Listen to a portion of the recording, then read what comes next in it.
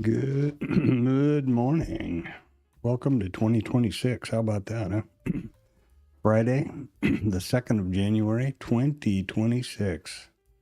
8 o'clock in the morning, Central Standard Time. Yeah. So here we go. A new adventure. Mr. Boomer's Big Adventure. Welcome to Risk Neutral Trading. This is my live virtual trading journal. And the theory behind this is that I'm not licensed or do not intend to provide financial or trade advice. This is my personal trading journal. I trade live. I trade real time. I trade my money. But I also allow anybody that wants to look over my shoulder. So there you are. There's a disclaimer in the description. All of the times that I refer to are Central Standard Time and that you can see on my charts here. The purpose of the stream, besides one of them, is that I'm able to review the stream on any device. That's why I stream it to YouTube. And I'm standing here from around, a little before 6 every morning until around minimum of 1600 and typically around 18 or 1900 every day. So that makes for a long day. It's nice to be able to review it some other way than standing here at these desks, which are standing desks, by the way. Also, YouTube adds another layer of transparency and accountability. I have a real devout commitment to not take any trades off the stream and can be verified easily. Now, you notice that I stream my entire monitors, not just the application, so you can see any open programs at the bottom down here, and you can also see the computer clock, time, hours, minutes, seconds, date, ties together with Bookmap and with my IRT. All right, so let's get on to the numbers here today, which we actually have some. Isn't that amazing? Maybe these jokers will get out of the way and let us get back to life here. The numbers expected this morning are 845. That's the S&P PMI. That's a 3-star event, and it's at 8:45 this morning. This is I use two news sources. This is investing.com. I prefer the presentation here of the calendar. First of all, and very importantly, they only present economic releases, numbers, things that are understood to be economic and part of our daily life as traders. You can filter this any way you want to, by reports, by time zones. Excuse me 1 second, I'm going to sneeze.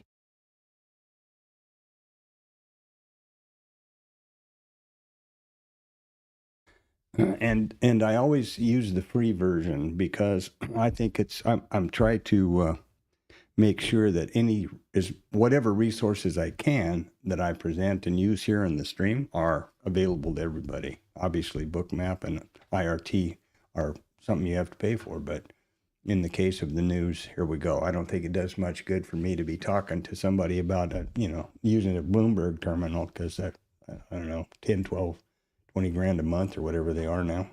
Crazy. So investing.com. They also have earnings and holidays and everything you want over here. The second news source I use is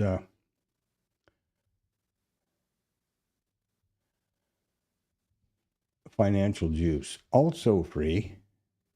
Also able to filter any way you want. I prefer the docket display or presentation of investing.com. But one really important plus for Financial Juice is they will add non-typical economic events which may have, we've all come to recognize these past few year basically, have a potential to disrupt the auction. For example, Trump is going to say something, or there's a press conference or something like that. It's not a typical economic, something that we know about. For example, we know that the non-farm payroll is going to be released the first Friday of every month at 7:30 in the morning, and we've known that for 25 years or whatever, however long they've been doing it. And that's not the case with, this extemporaneous, off-the-cuff meetings or comments and stuff. So I appreciate that about Financial Juice. On the left or the right side is more of a Squawk Box live feel. Again, free. Again, you can filter it any way you want. And both of these platforms, I'm sure, would be tickled to death if you paid them. But anyway, now let's think about the pre-market. Well, what do we see right off the bat? Here's Wednesday's RTH session. This is something about my investor.com, investor RT, charting. You can see the instrument, the periodicity, the type of chart, and the session in the header of all of these charts, if there's ever a question. This is a full session. This is the micro ES, and this is a Renko chart, 12 ticks. See? The name here is just what I call the specific chart template, so that doesn't mean anything to anybody, but anyway, there you go. What have we done today? Well, we opened down here, and we are trading straight up. So overnight inventory is completely long. My idea that they would continue to trade in the direction of the sell-off on Wednesday didn't materialize. That's why you never predict, you always should trade what you see, not what you think. And I'm going to sneeze again, I think. Boy, there's dust in the air, I guess. Anyway, I'll try to give you a heads up. So there we are. Now, this presentation is the micros, because that's what I'm trading in the live account while I'm vetting these trades and vetting these setups. This is my high time frame, which is a RTH session only, and these are daily candlesticks. Wherever price overlaps, I draw a volume profile around them, and in so doing, it generates a high and low volume nodes, which are these red and green lines, and a micro composite volume profile or volume point of control, etc. Stand by one.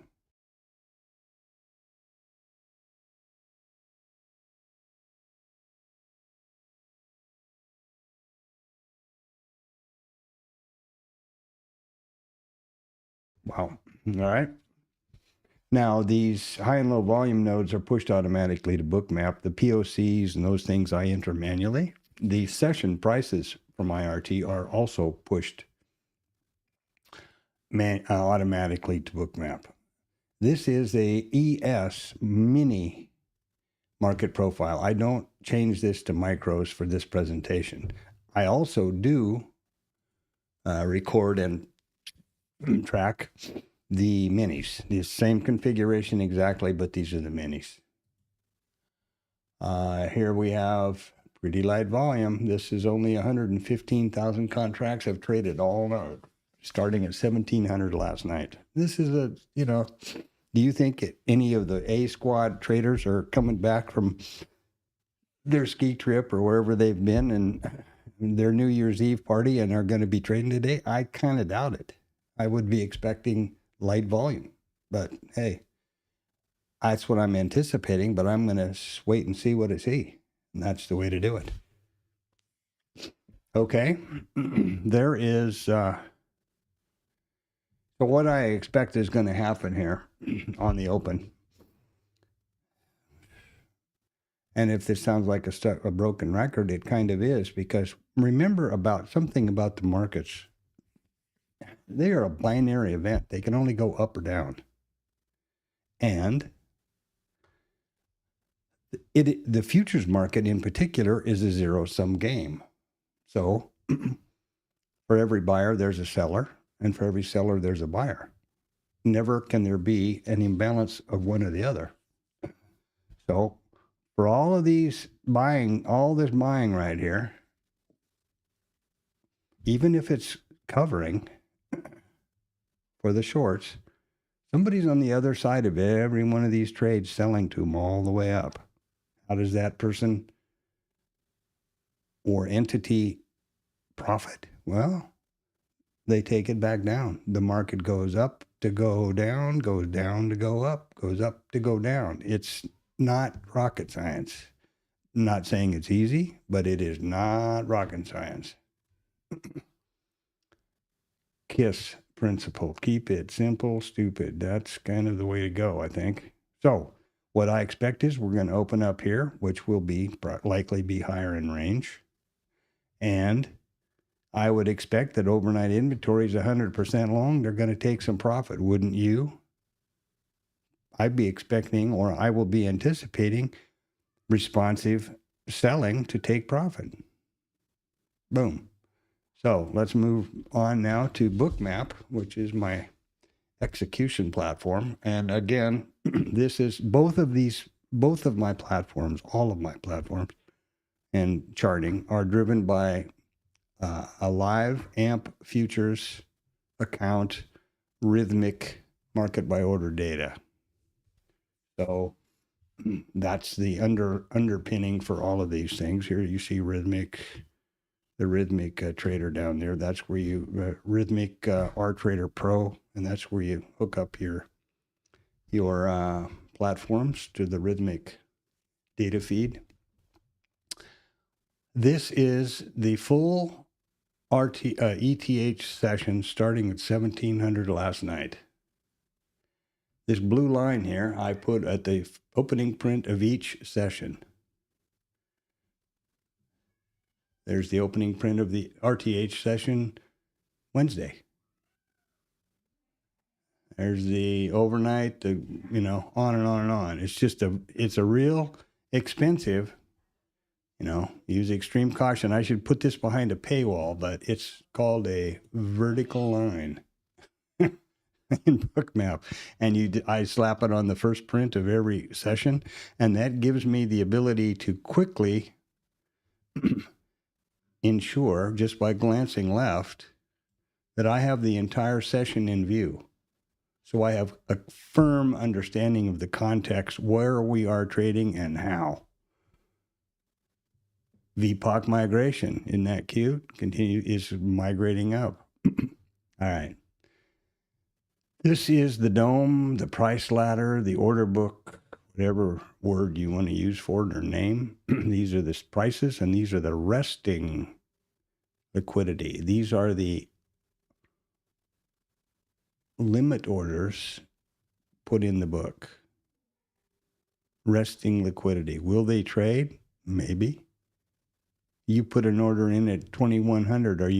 Do you know absolutely you're going to trade it if price comes there? Maybe not. Maybe something will change. You'll change it. That's why this whole spoofing law is such a joke. How the hell are you ever going to prove that? You got Elon Musk brain chip in there that you're going to do it. That's ridiculous. So anyhow, the order book, or the DOM, this is the high time frame micro composite column from my IRT charting, where I enter these values manually. Here are the previous POCs and highs and gap high and gap lows, which we have just taken out on Wednesday. These are I can see one, something's wrong here. I don't know why it's not doing this exactly. These are the high and low volume nodes, which are meant to be which push directly from IRT to Bookmap. And got to check the data for that, but I do those things on the weekends. This is the full session volume profile, not the ETH. This started plotting at 1700 last night, yesterday evening, and will continue through 1600 today. RTH volume profile, which will reset one way or the other at 8:30 this morning, manually or as scheduled. It's, for some reason, it's having a problem with that. And this is my statistics and notes column, which is very important to me. The first thing I do is establish the open type for today statistically, and there are only 4 of those. Higher out of range, which is gap up, higher in range, boom, boom, boom, lower in range, and lower out of range, which is a gap down. Wednesday, we opened higher in range. How do you determine that? Also easy. There are only 2 criteria. Here we trade at this moment. This is live data, right? 26.75. If we opened right here, right now, how would that open relate to the previous RTH close, which is right there? Oh, that's not. Previous close is, boop, boop, boop. Previous close is way down at 68.93. Way down here.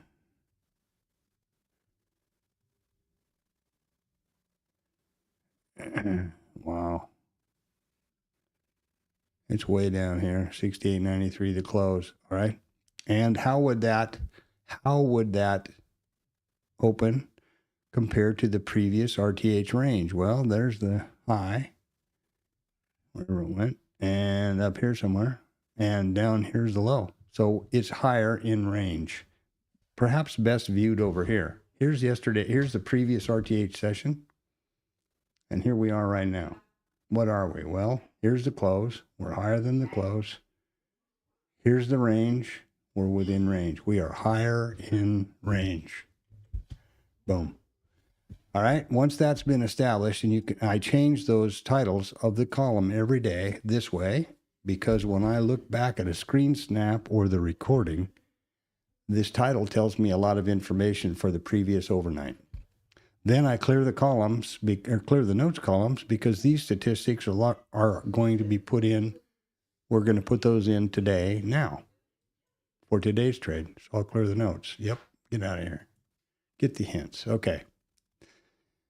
The next column is the initial, or the session prices, pushed here by IRT, as I've mentioned about a zillion times. And I share these freely, so if you could use those session prices, let me know in the chat. No problem. It's a Google CSV.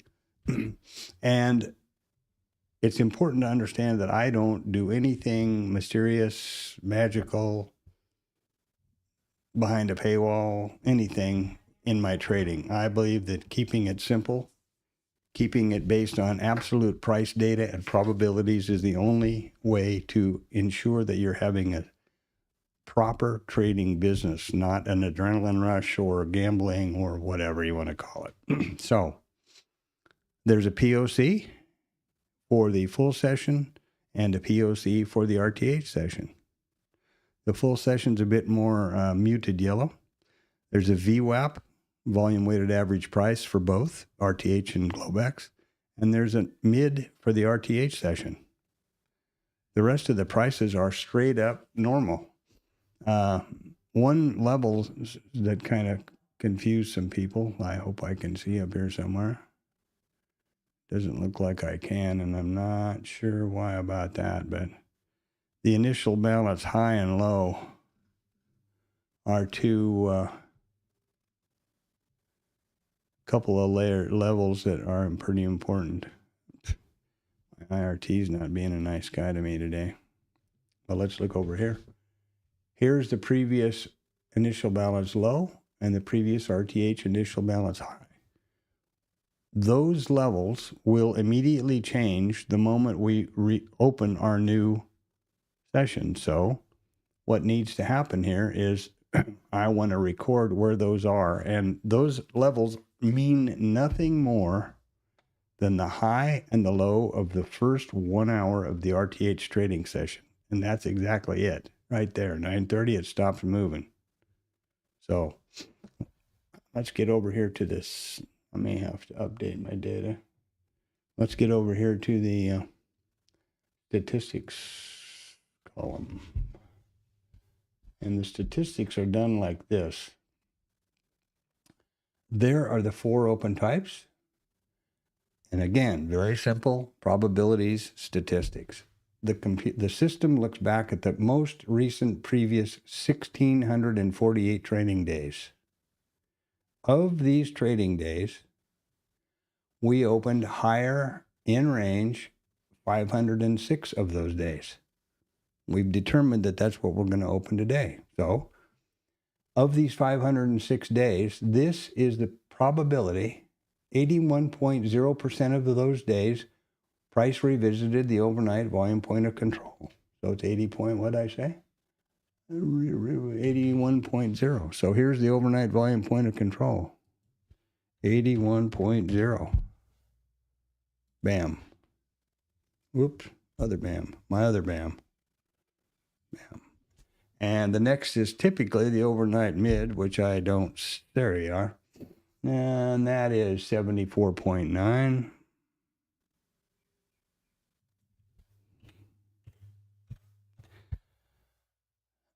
And down the list I go.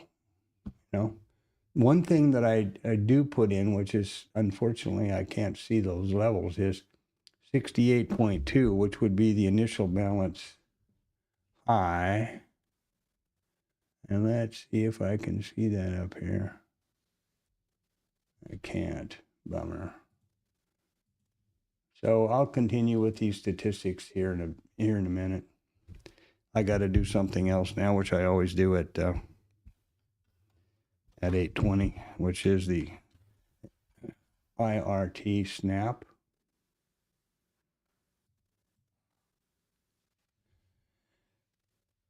And that is this right here. And you ask me, what is the IRT, or the TLab? Jesus, IRT. I better go back to bed immediately.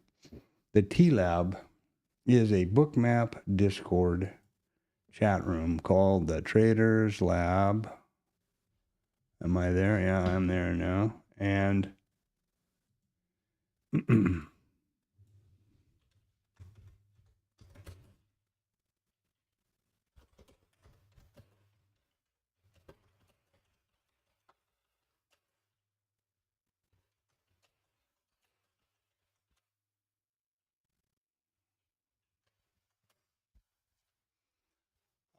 so it is a bookmap Discord chat room started by a guy named Tom B, who is a self-identified professional trader with more than 46 years of experience. He doesn't show his account balance. He doesn't trade live, nor does he call trades. But I believe that he is the real deal and that he is what he says he is, a professional trader with 46 years experience. One of the reasons that I believe that is having been in that room for a while previously. I'm still there, but I used to participate quite frequently previous to this stream, because I'm focused on the stream, which is my virtual journal. And that's actually at a suggestion from Tom, that you're never solicited for anything in the Traders Lab, nor are you here. So, you know, if nothing else, that's refreshing and a certain testimony. So the initial balance high is 69.47.5 from the last RTH session. You see that right here? This is the snap I put in the TLab every day, so it gives those folks all the levels that they might want to have, and I don't have any of these previous ones up here, so I'm not going to worry about it. That is kind of irritating. So 69.47.5. 69.47.5 is the IB high. So I could put that statistic right there, and that would be the IB high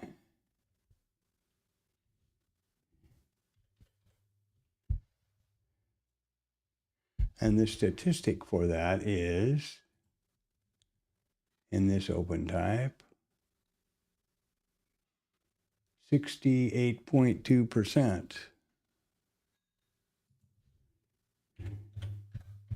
And I'm getting those, do you see? Ooh, I want to do that very bad. I'm trying to show you something, and I'm making a bigger mess of it than not. The reason it's important to put the initials here alongside of the probability is pretty soon when we reopen, the initial balance I will be down here above price, and it will not be up here anymore. So that's what, Jesus, I should have stayed in bed, I guess. And what I've done here is I've looked at the previous initial balance high, and there it is, 68.2. And the low is somewhere. Okay, and I got those levels off of here. So there you go. Now I'm going to refresh this data. So let's get back to I'm going to stop these statistics at this point and restart my IRT, which is going to probably shake a lot of people up. But hey, that shit happened. So remember, while this is restarting, these are probabilities only. This of 1,648 previous trading days, price revisited the overnight volume point of control 81.0% of the time. That's it. Not a hard and fast line in the sand. It's not anything. It is a probability based on, proper probabilities. What else can I say?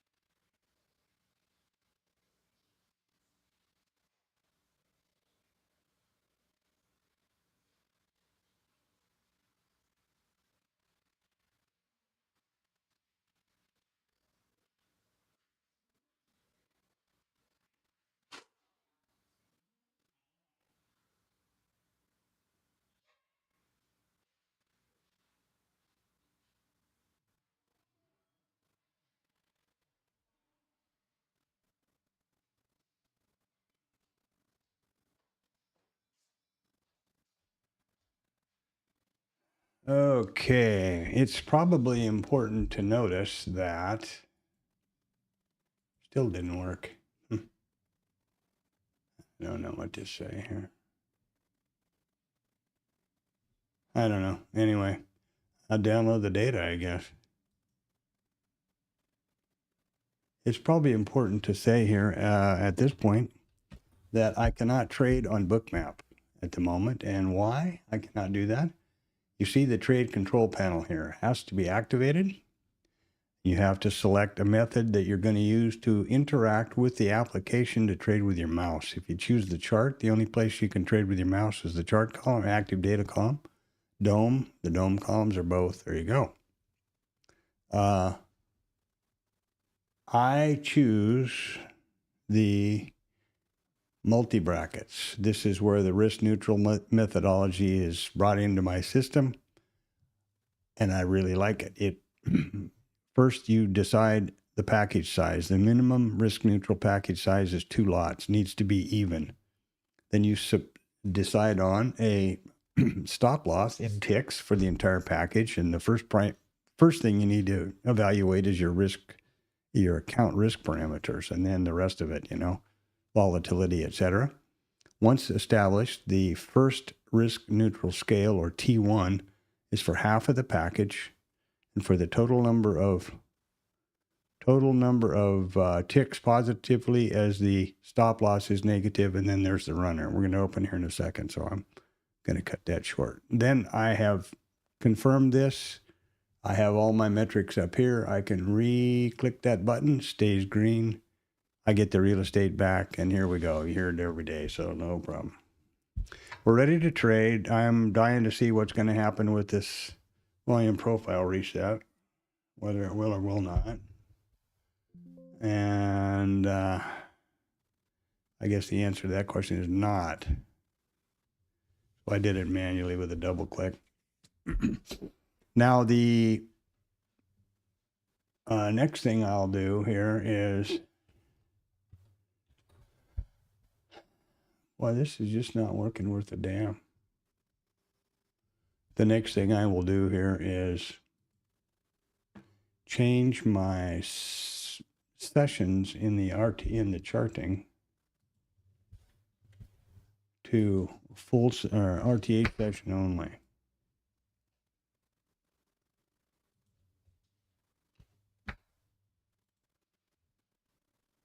Hey, Panda.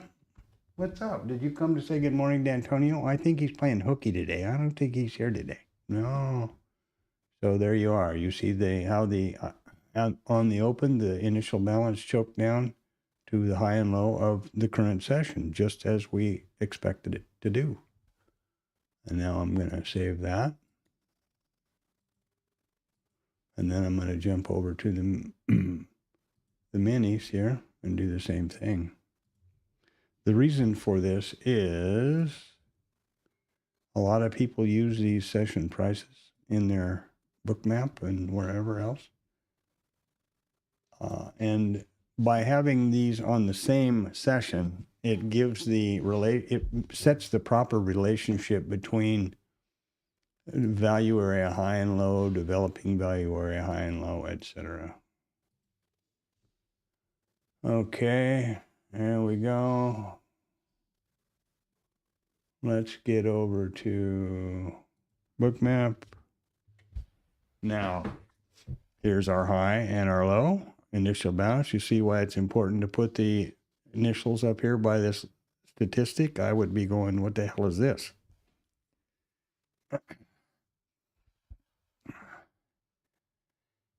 Okay.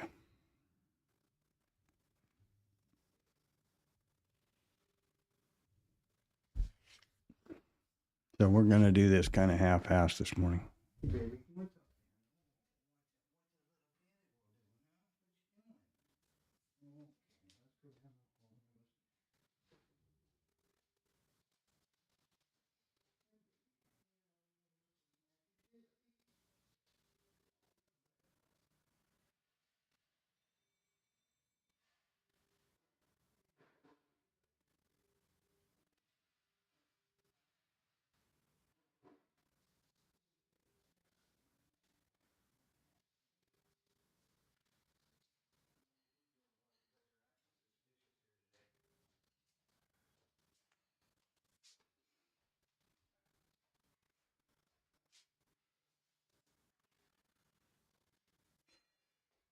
Well, I'll admit, hey, good morning, Richard, Antonio, everybody. Happy Canoe Year.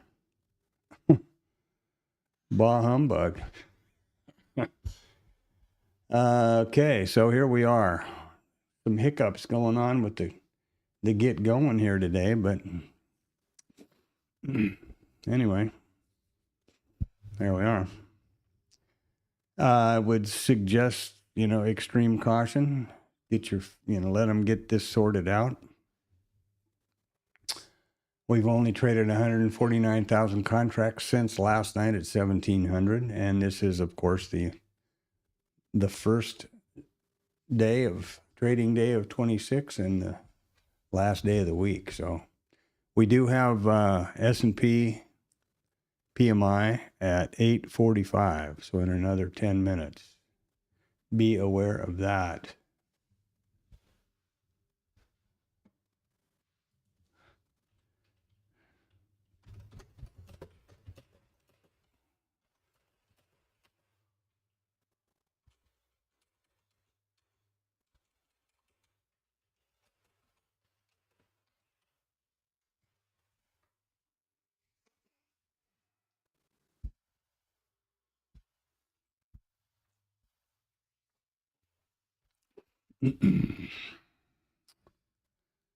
Well,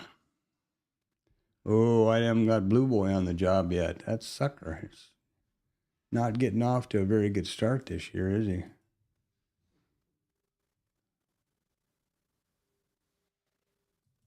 There we go.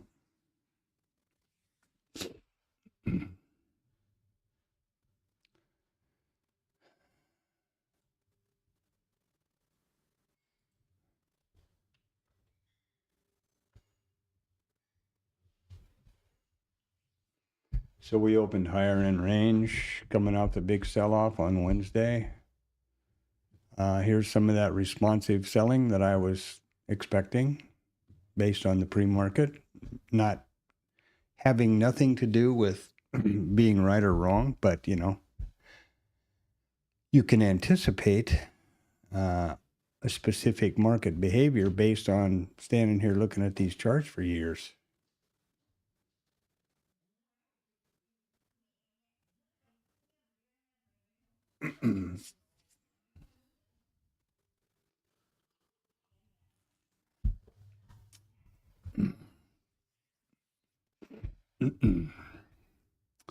Let's just see where we are now.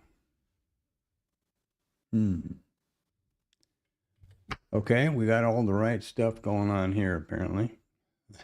That's a good thing.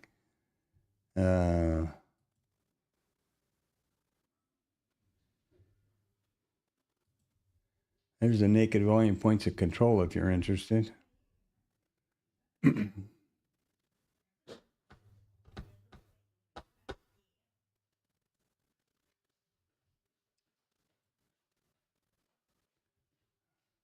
Here was an interesting chart for everyone to see. Where'd it go?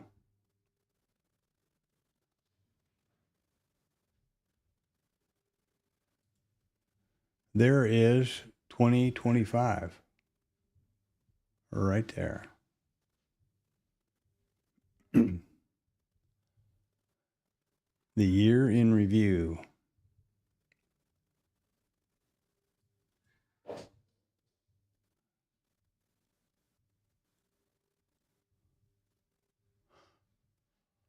Interesting to see how we wind up this one, huh? Assuming we do.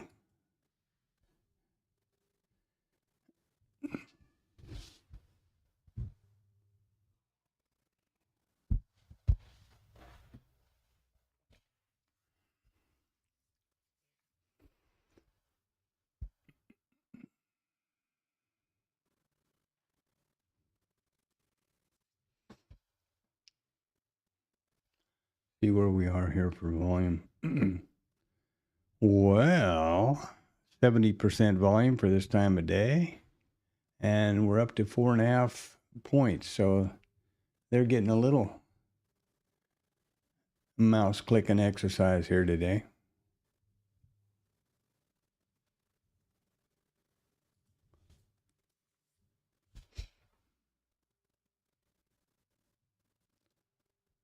I am so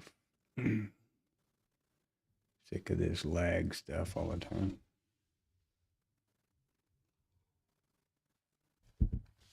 Yeah, welcome to the stream, and let's make sure we're all filthy rich by this time next year, the end of the year. Huh? We'll all meet up at Antonio's place there in Portugal and have a party. What do you think? Or somewhere near there.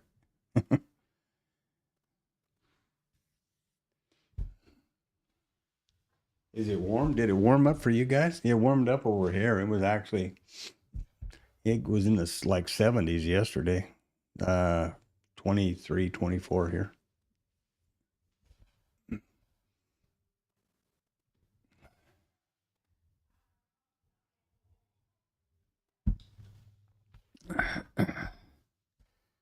Oh, yeah, get some bacalhau and oh boy, that was good.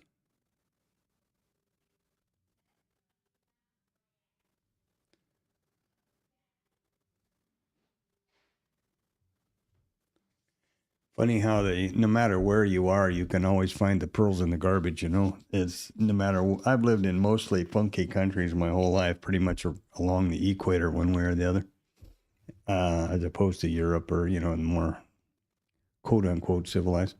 But still, you can find traditional pearls in the garbage, we used to call them, as, you know, as traditional wonderful things wherever you are. Need to have an open mind about it and not be, and maybe not be too hung up on cleanliness sometimes. Oh, that's great. Yeah, that beats the hell out of 5 or whatever we had last week. Good for you guys.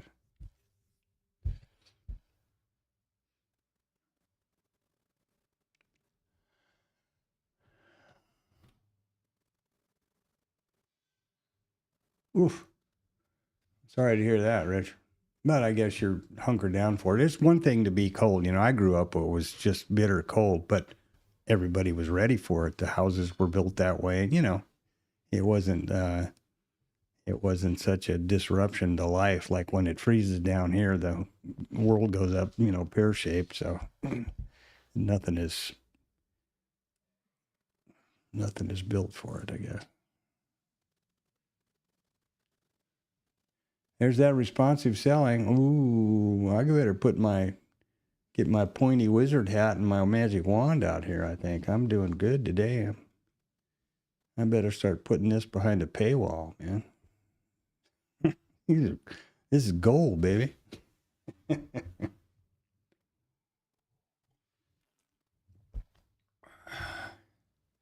I think it's supposed to cool off here. It says something on one of my machines. It says temps to drop tomorrow. I guess that means I mean, I'm not complaining. It's been bitter cold and snow other places around here. So in, you know, northern states, but that's normal. When I grew up, my birthday is the first part of November, the 8th. When I grew up, we were always skiing good, deep powder on my birthday. Now, granted, that was in Montana, and I'm suppose they still do have a good snow base up there now, but like my son lives in Denver. In Colorado, some of the mountains aren't even open yet because they can't, even with snowmaking, they can't make a base. So, you know, obviously this climate change and global warming is just obviously all fake news.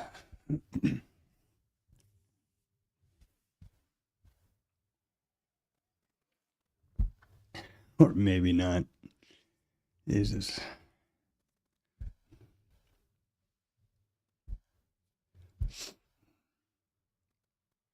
Agent Orange, baby.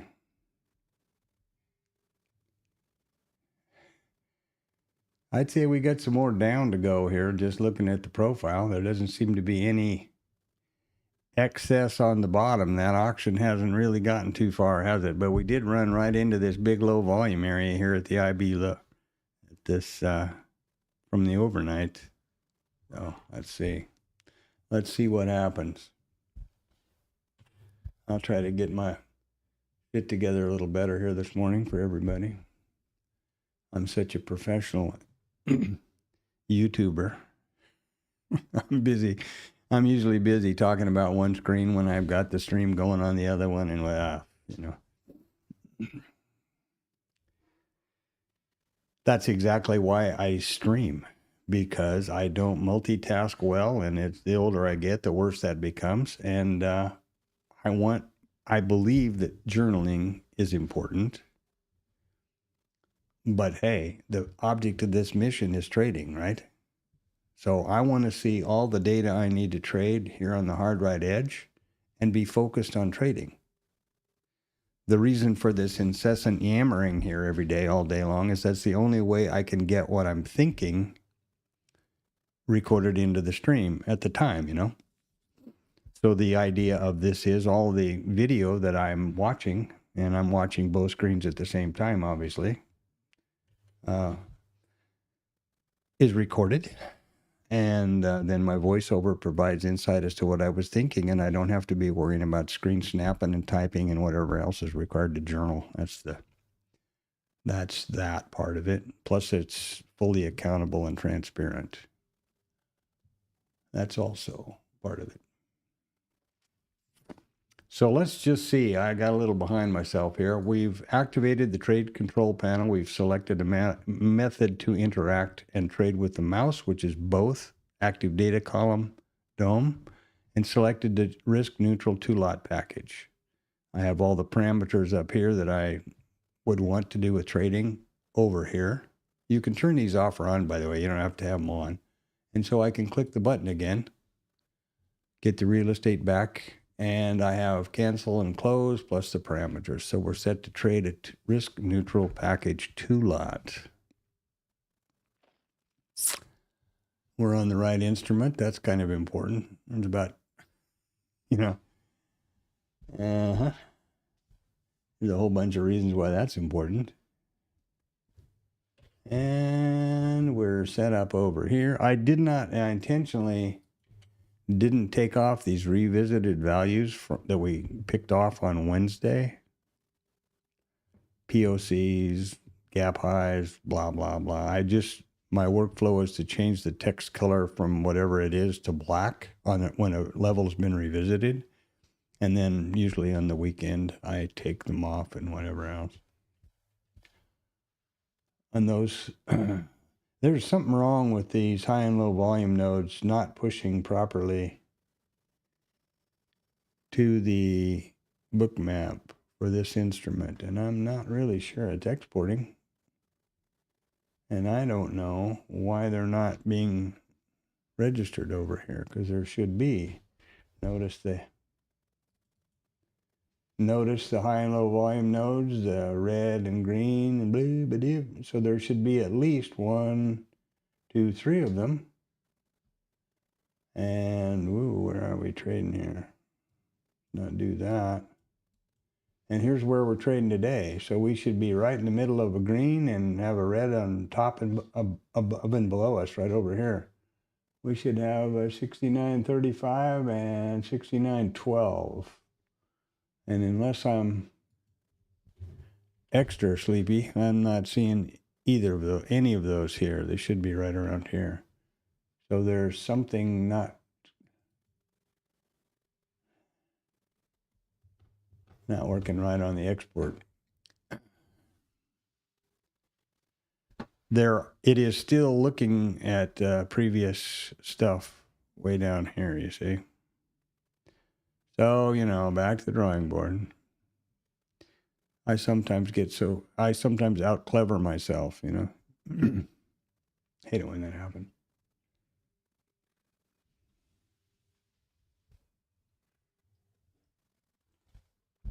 And that's not really important. They are high and low volume nodes, and okay, I can see them on both charts, and you can also see what's going on here, and you need to kind of figure out what works for you. In my case for trading, I'm trading the initial balance trades, of which there are 2 for the high and 2 for the low. Initial balance high and low. So I'm just cruising at this moment, taking it all in.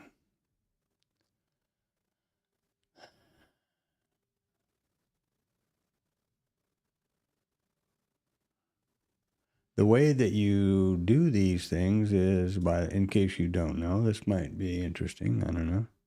The cloud notes are activated like this. Okay, thank you so much.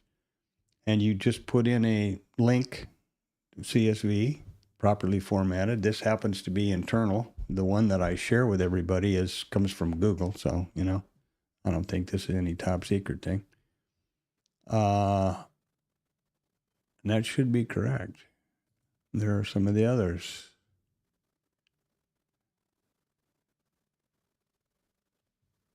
Don't know.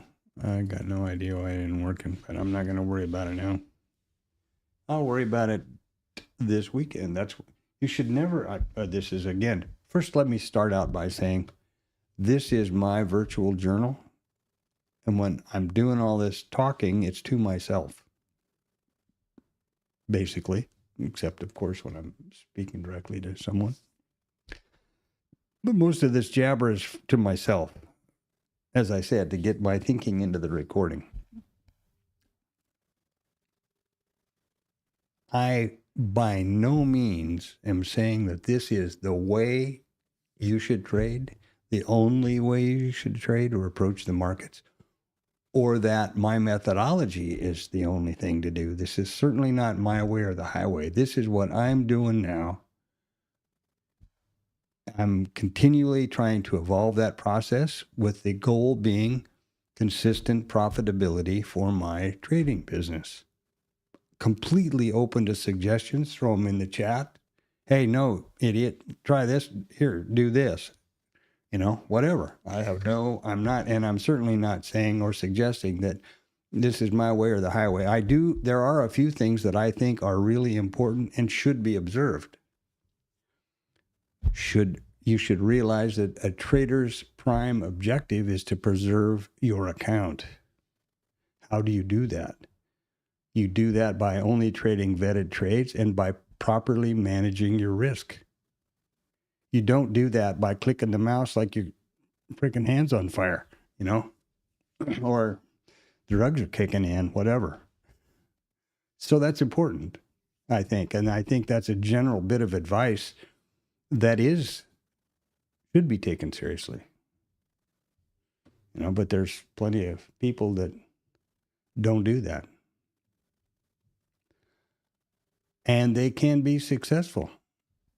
The key is successful over a long, consistent period of time. Statistically significant period of time. Anybody can get in a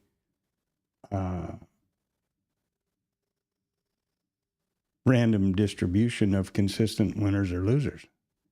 But don't think you figured out the Holy Grail because you've had 5 winners in a row. Especially if you vetted your process and you know that there can be 10 consecutive losers or winners in a row, for example.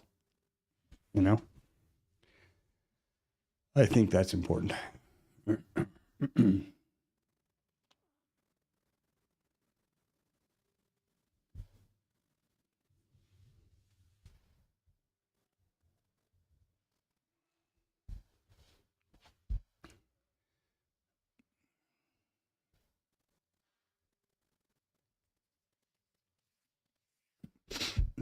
Well, what's going on now?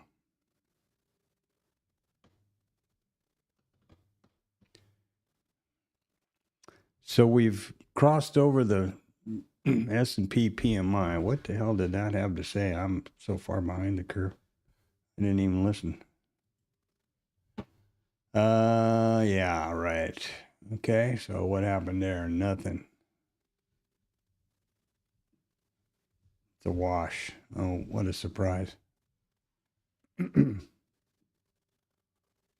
No random risk events here on the market today. I would be shocked if there's not something doesn't appear. I don't know, maybe not. Maybe they're all on holiday and good for them. I mean that sincerely, good for them. And good for us. The one that's dangerous, frankly, in my opinion, and let me just start this whole story over again here. Let's get over here.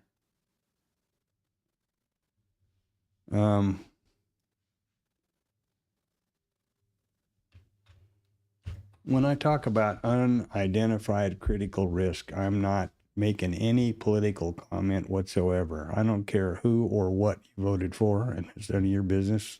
Same for me. Doesn't matter. It's like, well, I won't go there either, but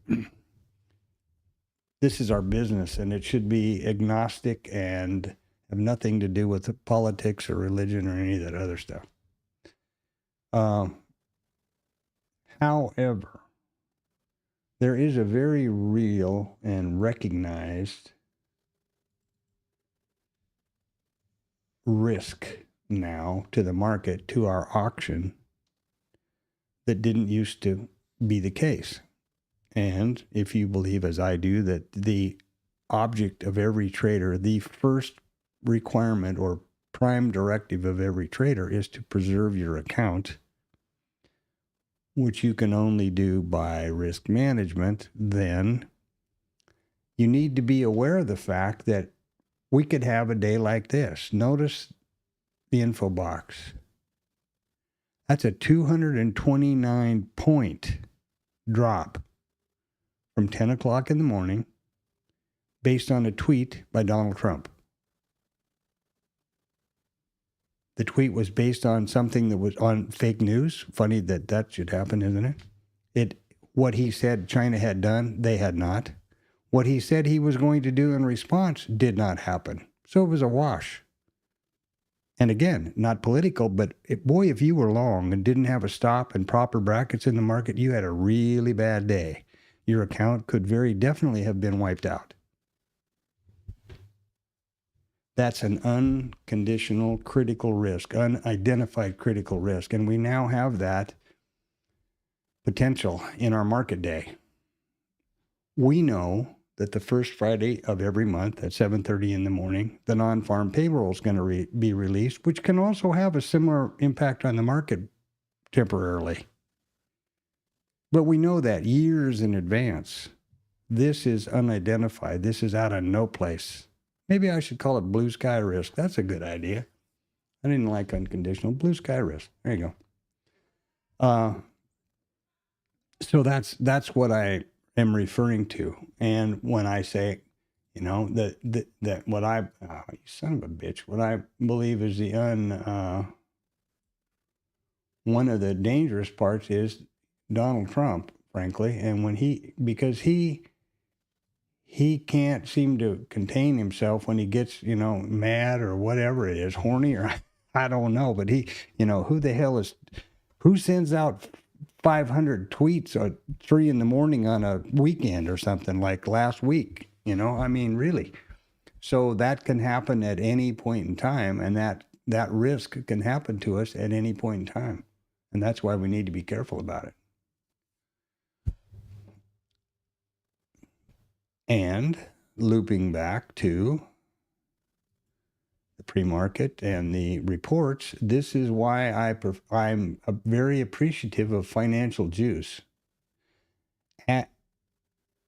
Obviously, that tweet at 10 in the morning that dropped the market 200, nobody saw that coming. Nobody could report about it. Nobody could do anything. But for example, if they get wind of the fact that Trump's going to be near a microphone at noon, they'll put that in here.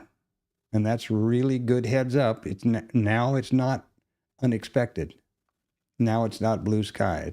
We know about that risk, and that's great. Investing.com will not ever do that because they only address known, typical, scheduled, regular economic events. So that's why I have the both going.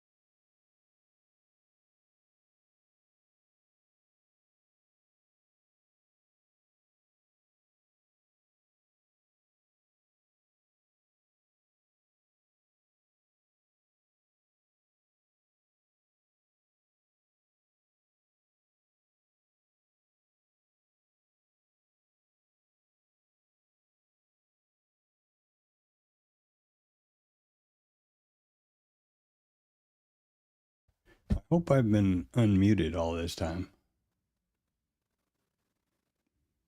Anyway, maybe not. Never mind. Getting around. I hope I was unmuted about through that whole spiel about the statistics, just in case. The initial balance statistic is the most probable in every open type. Here we are today. That's why it's the first rule of my trading system, that I have vetted, or am vetting, or whatever, however you want to look at it. It's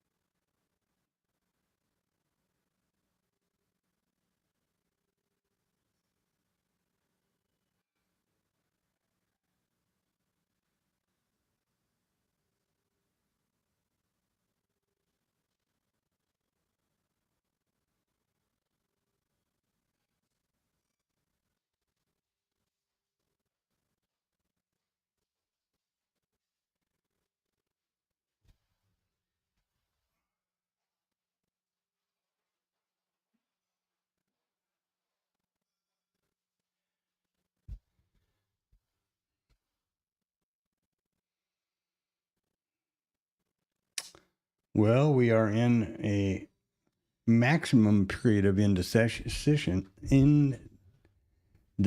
here. If you, geez, I can't even talk anymore. I think it's a doji, isn't that what that's called? That's where we are right now. This is today. This was Wednesday.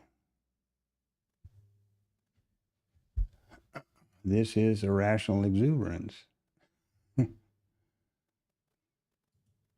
It's so funny. Yeah. Whatever.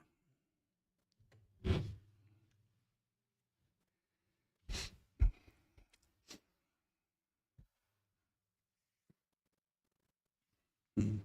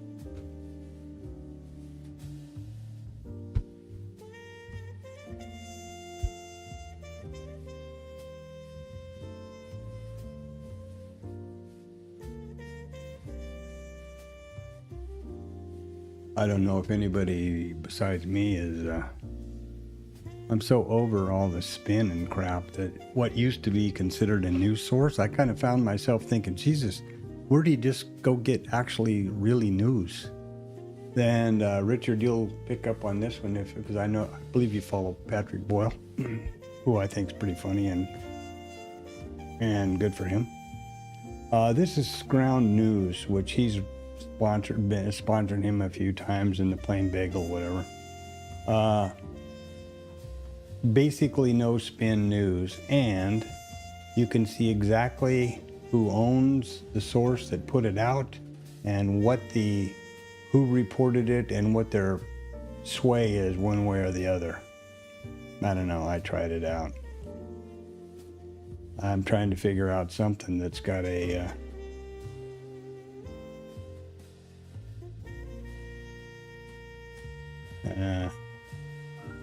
you know, it's so amazing who the spin is just disgusting. I grew up in a period of time when, Walter Cronkite and those kind of guys, and boy, what they said was the news without spin or without anything else. It was so disappointing. There's another one out too that I don't remember the name for. I don't know what to do.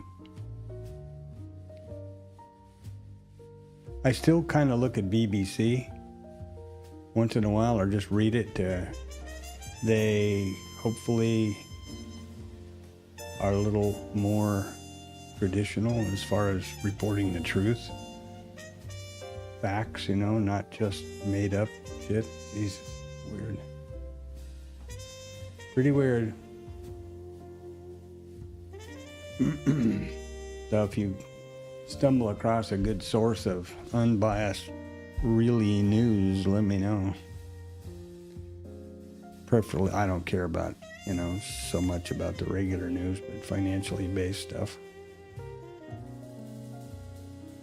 Here we are at the IB low. Is this it? Or is this a thing? Are we making a new IB low? Shall we hurry up and trade in the direction of the statistic? No, we shouldn't.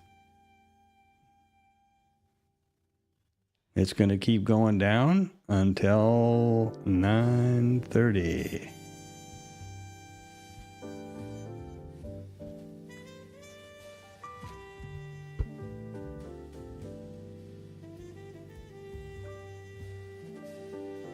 I was quite surprised about Patrick Boyle's channel. Actually, I don't ever pay attention to the, likes and subs and all that kind of stuff. Something I want to listen to, I do.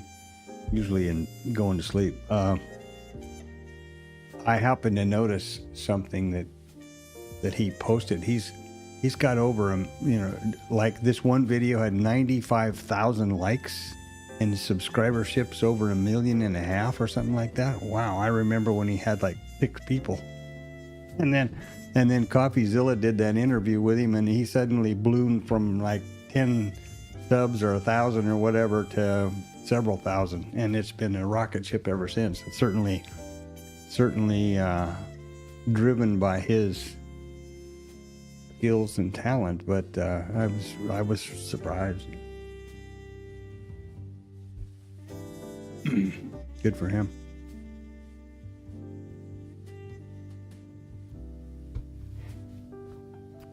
Good for him. What a pleasure, huh, to be able to do something like that you like and get paid a lot of money to do it. It's by YouTube, for crying out loud. Pretty amazing. I don't fault or, I don't have a lot of respect for these guys that just complete bullshit artists, rearview mirror trading and all that kind of stuff. And, every 3 months they put out another video. This is the most fantastic, never lose, high win rate, blah, blah, blah, because they're just targeting new traders, knowing that experienced ones are going to go, oh, yeah, that again. Oh, yeah, the opening range trade again. No, thank you. And that's because they make their money on YouTube. They obviously don't make their money trading. So, would be, I guess, if you don't have scruples, it would be could be enjoyable. Some of them are pretty funny. That's for sure.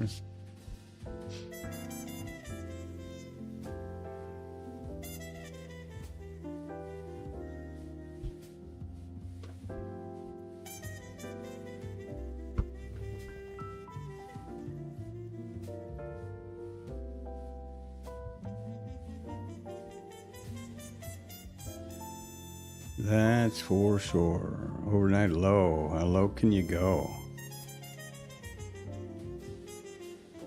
Well, we're just ticking them off right, left, and center here. What's this? Oh, the fear and greed index. We're heading into fear over here now.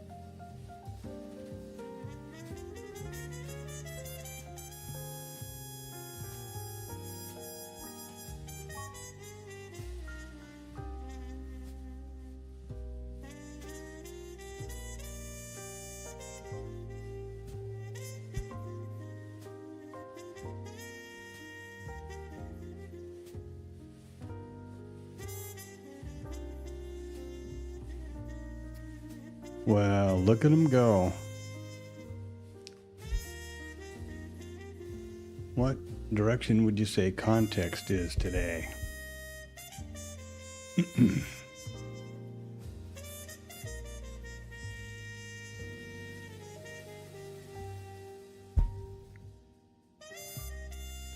How about that responsive selling, huh? Let's see what happened to that. Oh, well, wait a minute.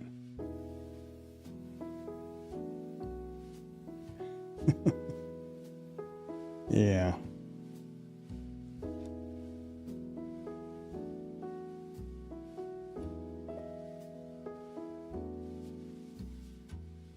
It's pretty crazy how that works, isn't it?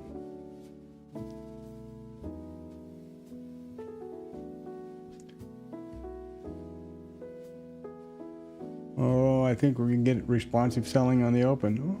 Oh, maybe.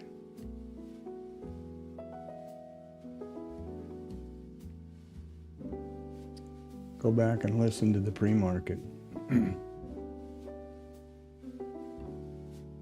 Crazy. Amazing how frequently stuff like that happens. And here we are in the trading system. So as we approach the initial balance statistic, when these levels will start to materialize on today's chart and be pushed to bookmap. This is the trading system as it stands today for the initial balance trades.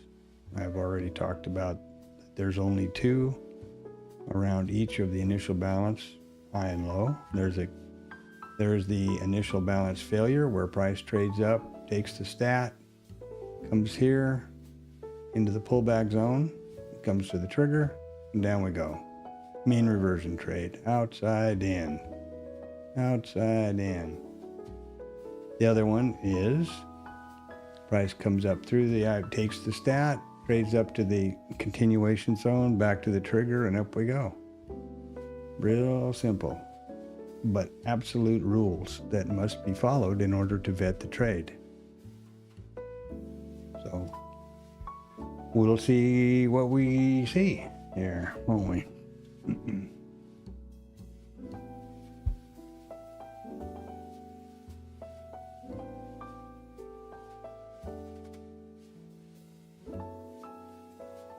And that will happen at 9:30.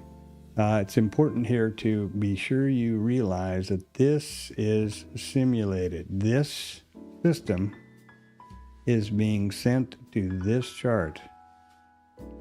It will trade as if it's trading live real-time data, but within this simulated environment of IRT. There are no symbols in the trading list. Very intentional on my part, because I don't want to have this thing go off on some random tangent and end up upside down with my account, because this is live, real money. That's why it's micros. My funded account, funded by me. So what I've been doing in the forward testing is thanking Lucky for being a big boy. What I've been doing in forward testing is when a signal fires and the criteria is met over here in the system, and I'm busy tracking flags and things like that, then I take that same trade manually in bookmap as quickly as I can. And maybe that didn't work out as well. Now,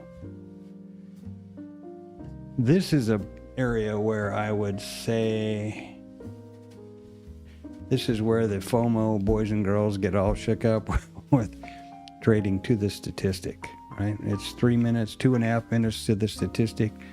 Price is down. Here's the low. We're under the VWAPs and the mids and the POCs, and boy, oh boy, everybody's freaking sure we're going to go take the IB low, and that is very possibly the case. Very possibly the case.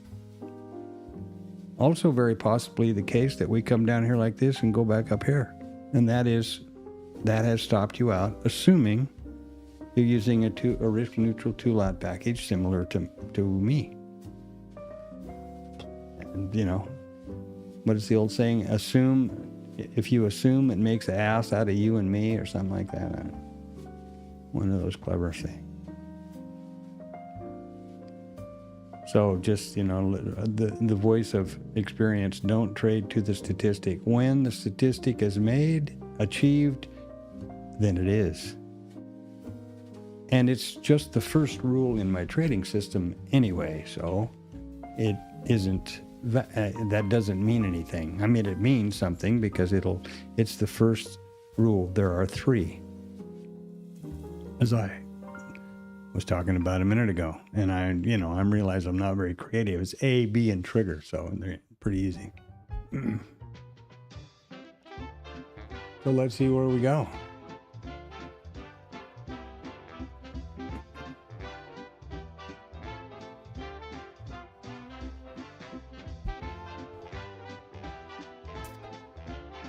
Oh, yeah. What are we doing here, boys and girls?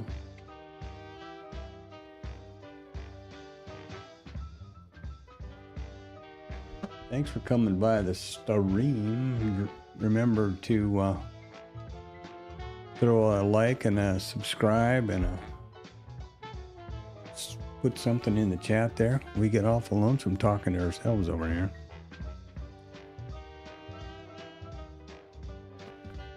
I'm not monetized in any way by YouTube, so likes and subs are pretty much it.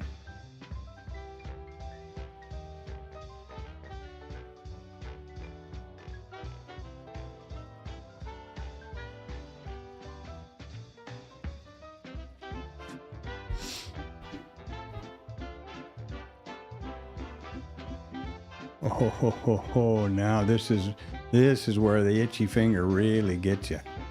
Look at here. IB statistic is set now. Whoa, look at them go. Everybody's sure we're taking the IB low.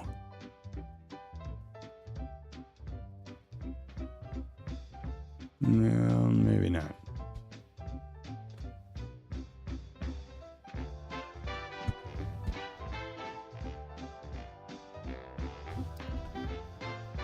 And now you see that the levels have propagated here. They'll start plotting. You just can't quite see them yet.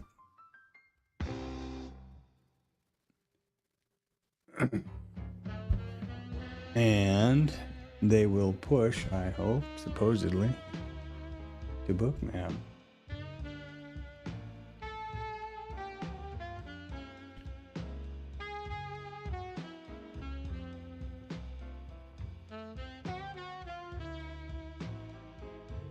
There they are. And here they are, around bookmap. Continuation zone, pullback zone, triggers, IB high, IB low. Ooh, who's that masked man? Oh, and how's this working out for you? How's that trade to the statistic working out? Maybe not so well, huh? 87 to 95, well, that's a pretty good size stop. And over here, you see the levels start to materialize.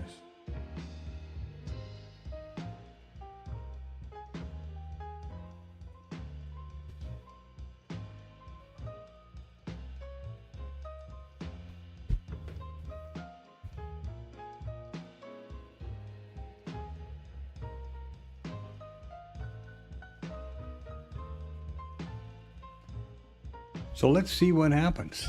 I'm excited. Last week sucked, the big one. I had 5 stops in a row, and I took them mechanically because that's the commitment. I have vetted the trade, I know what the story is, and I should be taking those trades.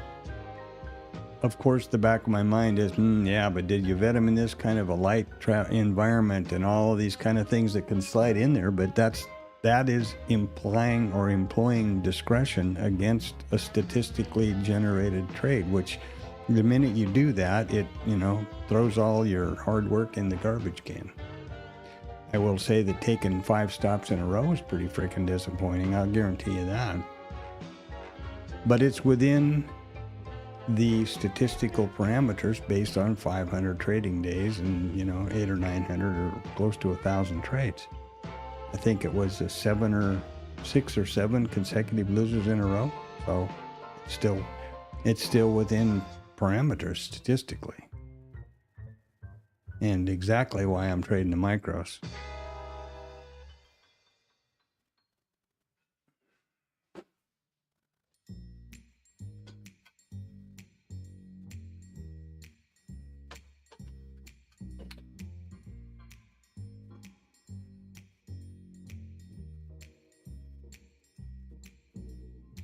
And I would hope that that's not rationalization, but you never know. How's that trade to the statistic working out, do you suppose?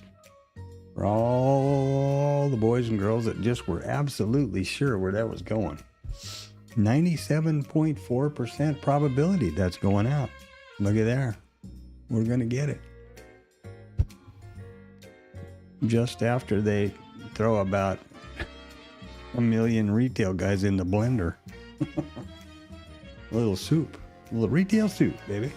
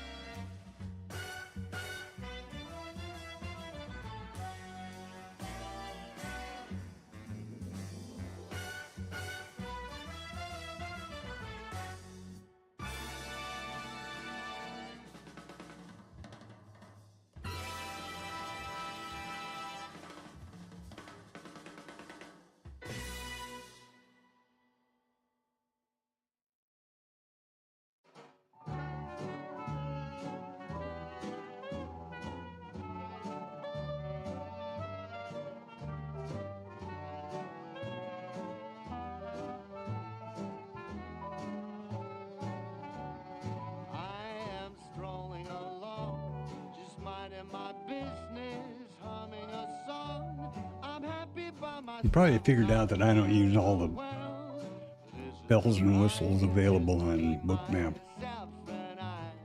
And once again, however you use it, however you approach trading it works for you consistently, great.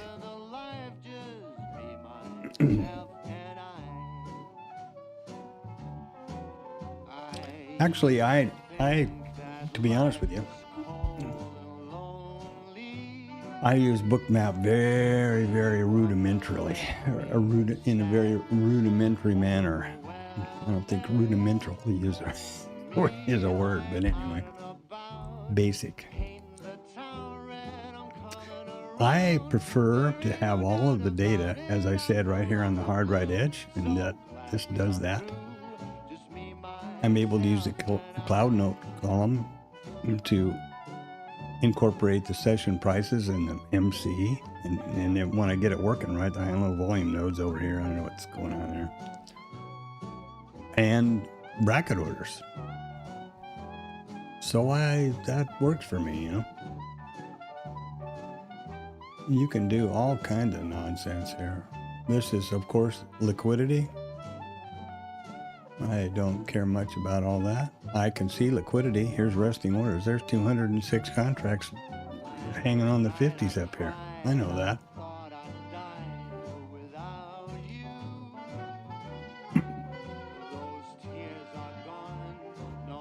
And with this particular setup that I'm vetting, I'm more interested in what's going on with the prices. Now there's a 1 point scale. In other words, 1 point high on the price. Give you an idea of what context is like so far. I try to keep it about here. You kind of run into a problem with Bookmap in that you can't. It tries to auto scale to get the price you're looking at, which is contained visually over here within the scale. I like it to be 1 point, but and the only reason I'm try to be consistent about that is so that I have a consistent opinion about movement, the scale of the movement.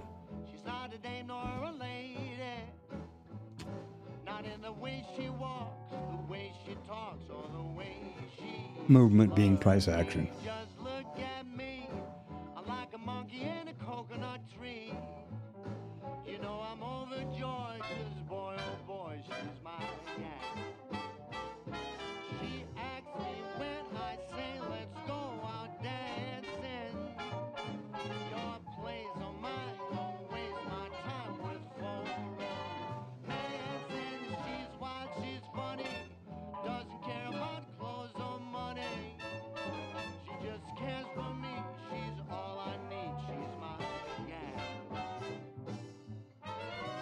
Worth pointing out, it's about a 50-point range today, which is, 39, and I can't even get down to the IB low. 85, 40, basically. 60 points. That ought to give you a pause. IB high, IB low. Basically 60-point range.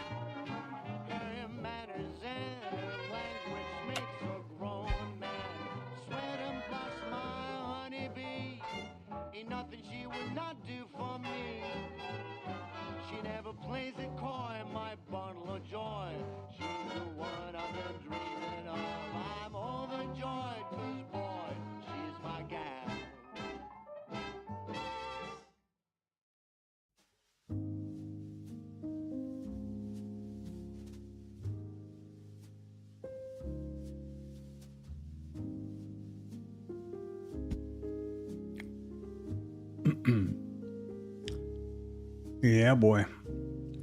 Also important to understand or to realize that these are statistics, probabilities. Not very many of them picked out here, but it's 97.6% probability. It's not 100. Meaning that there's 2.3 or 2.4% probability that we will take neither IB high or low. And that happened about a month ago on a Friday. We traded all freaking day long and never took either one to the high or low. Did this stuff. Made a huge batch of retail soup looking to get that statistic, but never did it. And there's also a statistic where we take both. Let me see if I can get that going over here. IB high and low. Where did you go? Right there. There's a 31.2% probability that we take both of them out. You know? A 97.4. So there's a 2.6% probability we take neither. Hey, it's probabilities. Don't let yourself fall into the gambler fallacy trap, which can be a real bad thing to do.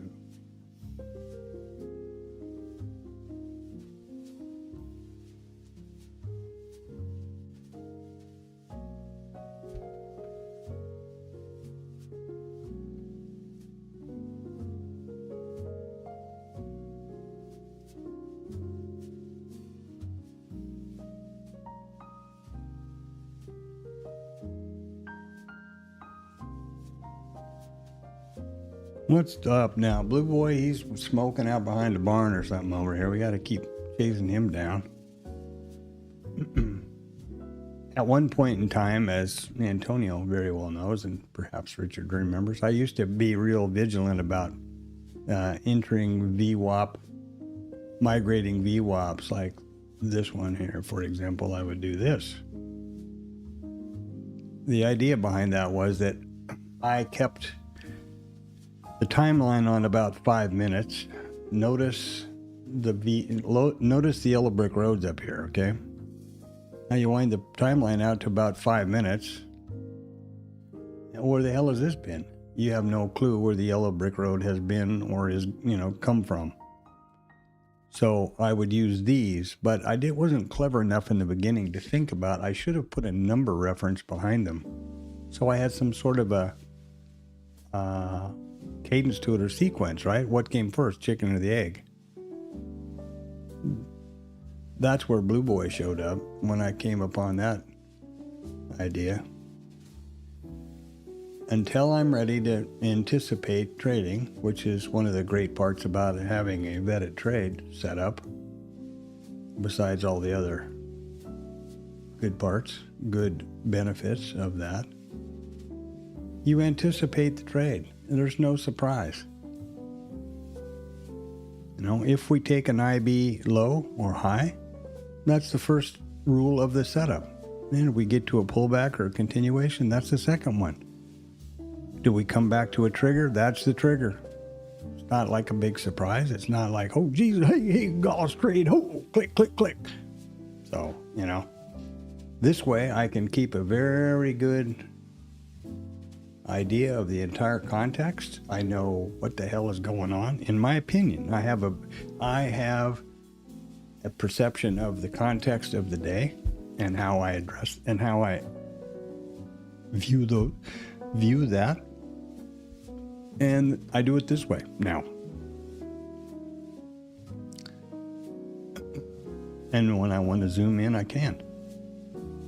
Because after the signals and I'm into the trade or getting ready to put the trade on, where the where the POC has been doesn't really affect me at that point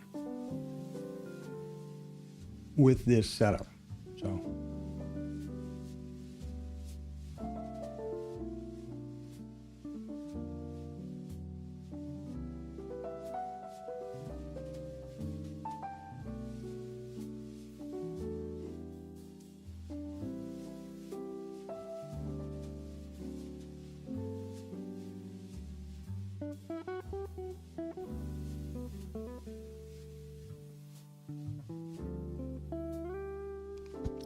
a couple of thoughts about the initial balance trades. The continuation trade Self-explanatory. Price continues the direction it was going. That would be expected or anticipated in a directional day. An IB failure, which is just a fancy name for a mean reversion trade based on the initial balance level, is outside in. Would you expect a rotational day with this profile so far? I wouldn't. I would be expecting a directional day or an IBC. Ooh, here we go. Everybody get short. Let's go. Right here. The profile, we've got basically 3 distributions. So far, we're just slamming around in the middle here. There's yesterday, there's previous RTH low right there. We just tagged below it a little teensy bit. Came back up to the VWAP.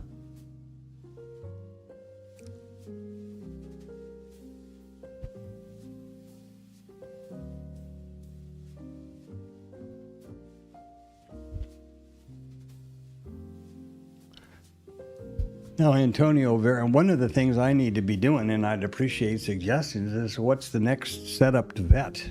Because I've pretty much gotten over this IB thing with just now it's into the tweaking parts. And Antonio and Richard both are very familiar with a TLab thing called the migrating VPOC. Well, that's probably one of the most deceitful setups and probably the most damaging to new traders because it's so obvious where that yellow brick road is going, but how, at least in my case, I have not been able to identify a consistently profitable set of parameters to validate the entry. I tried one fella in there who does do, in the TLab, who does do statistics, I believe, but he does it with Python.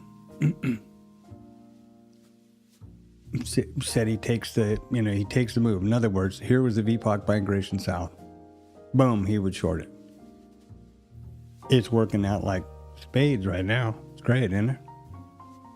In my case, half the time it would go this way. Now, I have not set up a trade set. I have not built a system to mechanically or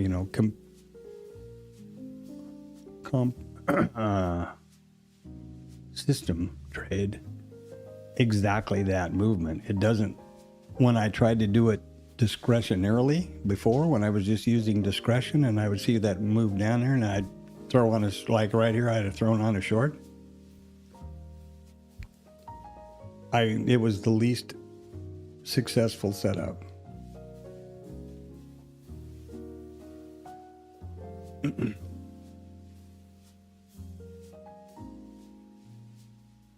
Not saying it's not successful or that there's not a way to do that. I'm saying I haven't figured it out yet. Anybody got an idea? Let me know.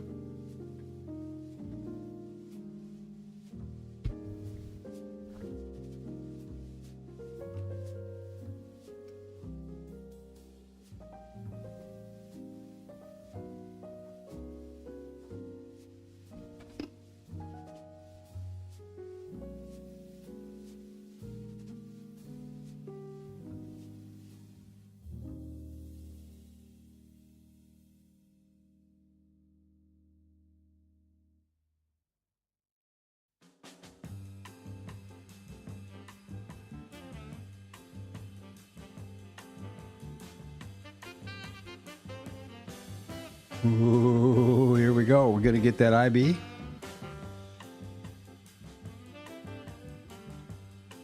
Let's see.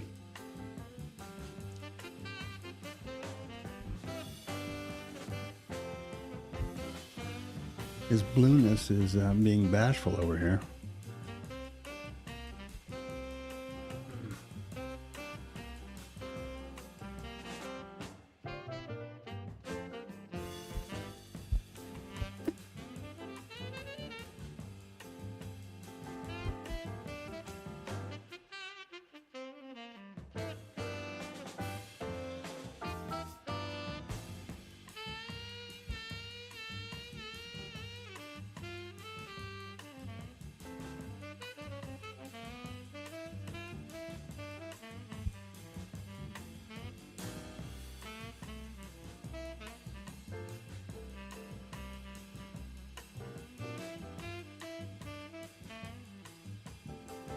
Now, what I'm going to be watching for in the system on this tab is for the corresponding flags to be set up here, which I'm working on to get the system or the markers correct, which means nothing about the trade. It's just visual. I'm just a donut when it comes to that stuff. Obsessive compulsive behavior.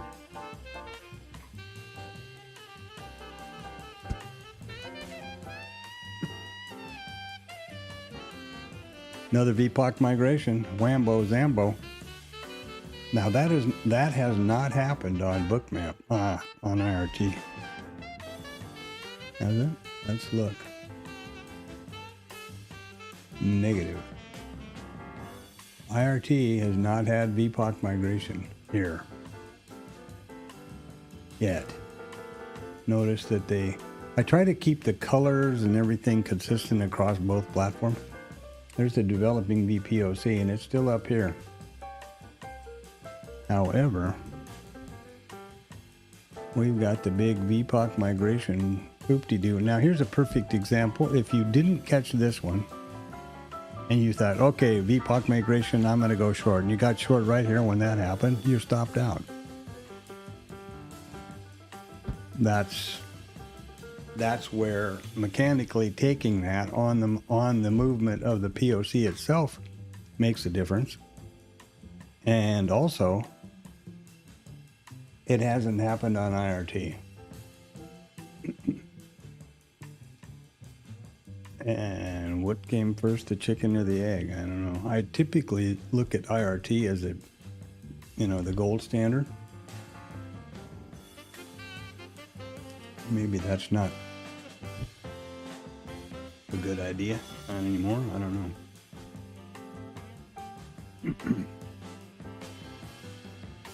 This damn thing's got a consistent 11-12 millisecond lag, which is just freaking irritating. Why would it be doing that? Why is it spending so much time processing this light data?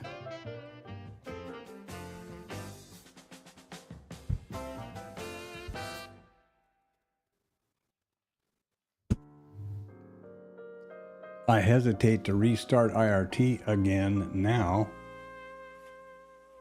because I don't want to have the initial balance low be visited and then the flags, which is my big focus at the moment, get out of whack.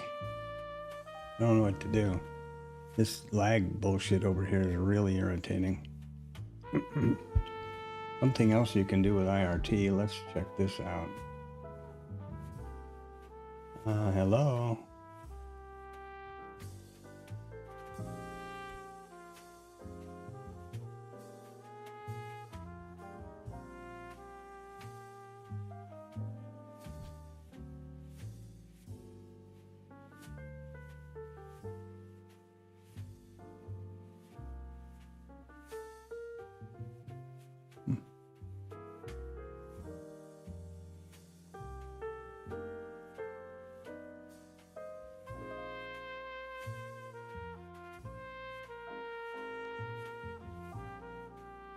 You can see the processing time, the number of times it's been refreshed, and if there's some big millisecond issues going on, you can see where that is, which is kind of surprising that I don't see anything. Let me see if I don't want to get too far away from it here if these guys decide to get rambunctious and go down here and take the statistic, which looks kind of likely.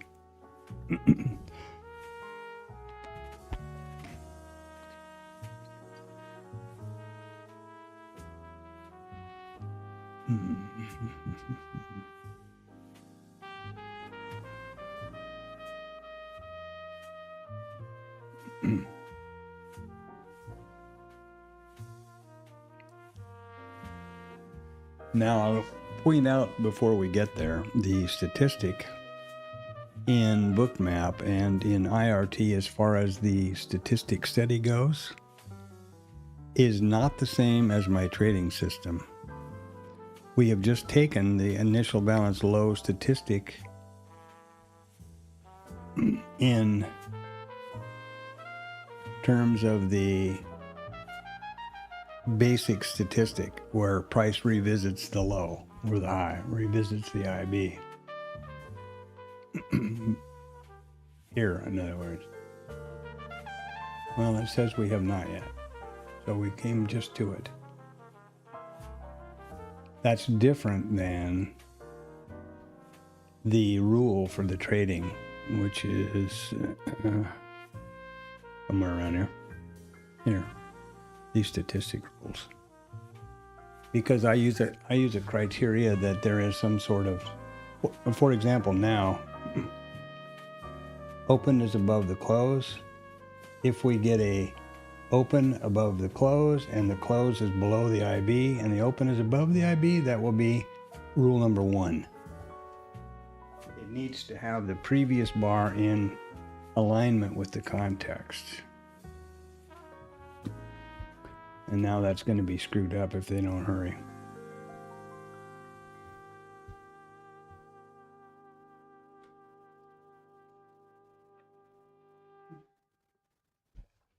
And now we have a problem. Now there won't be a signal because this one is, opened above, closed below so far, but the previous bar did not follow suit. So there should not be, better not be any signal flags up here, if that's clear. Whereas as far as the statistic in IRT of the initial balance high or low, 97.6%, that's been achieved. And I can prove it. Oh, baby, look at there. Who is that masked man? I tell you.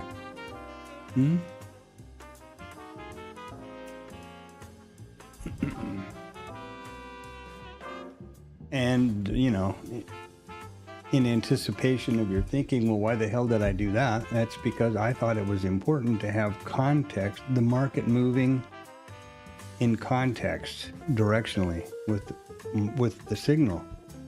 And the only way that I can approach this systematically and accurately with statistics is the way the system is now. I run a back test. Then I change that one specific criteria, that one specific rule of the preceding bar, the bar preceding the signal bar.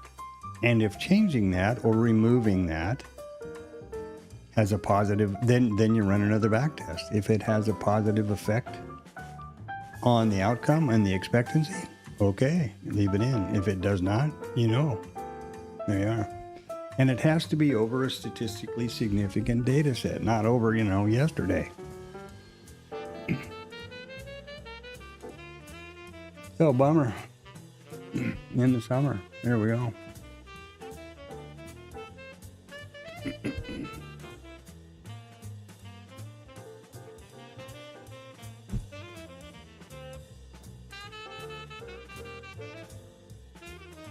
Bummer in the summer.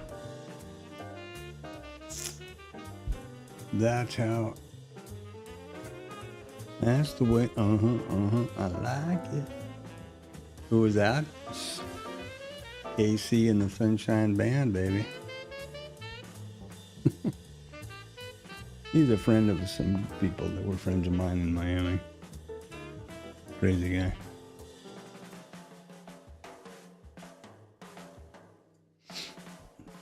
Crazy guy.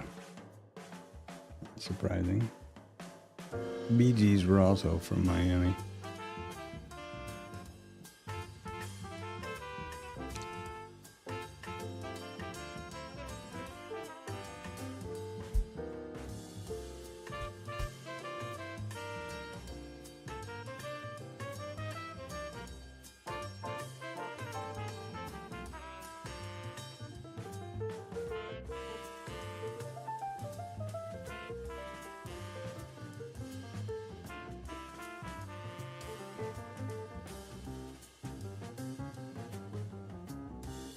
And we could get ourselves into a situation where this lag is screwing this system up. I don't know what to do about that.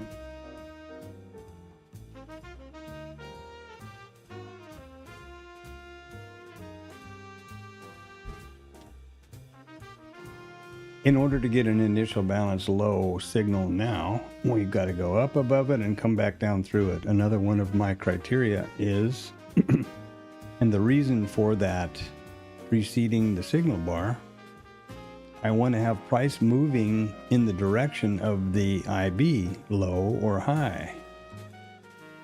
You know, my thinking is context, be in alignment with context. I don't want to be the counter trend trader. I don't want to be that guy who's picking the bottom. You know, I don't want to be going. And sometimes, as happened last week, I ended up short in the bottom and long in the, you know, going short in the hole and long in the top, because it was triggering the continuation trades. Shit happens. I guess that's, I don't know what else to say.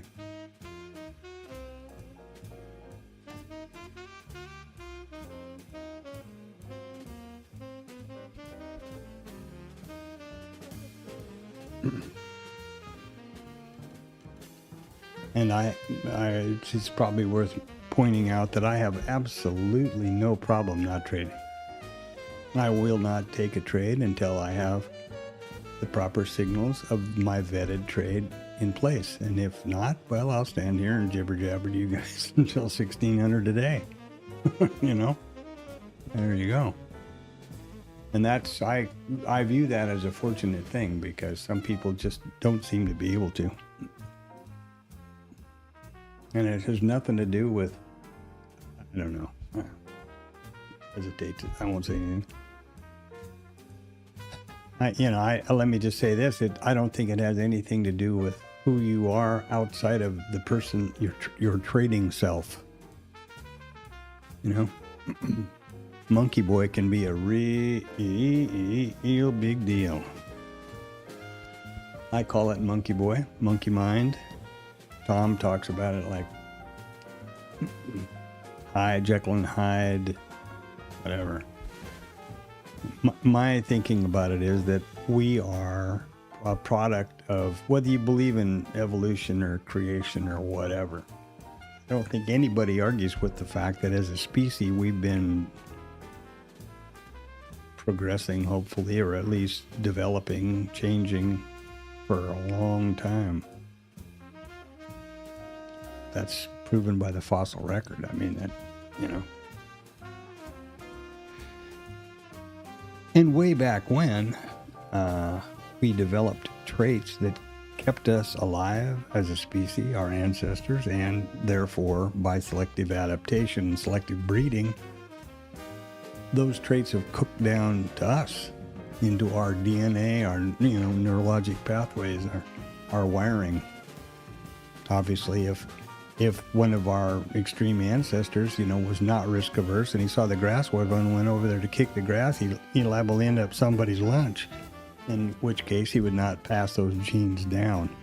Whereas the guy who was risk adverse was hiding behind a tree and he was able to do that.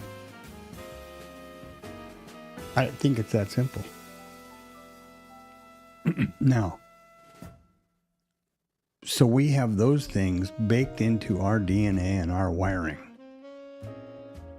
Risk aversion, wanting to be right, FOMO, all that stuff. Pick one. And I don't believe we're ever going to eliminate them from your thinking. What I think you have to do, or what I attempt to do, is be continually aware of those emotions and those feelings. Am I getting a big adrenaline burst here for some reason? Or am I all dopamine out? And don't act on them. That's my approach. What I think. That's the way I think to deal with it. And the reason for that long soliloquy here is, your trading self is can be completely different than your other life self.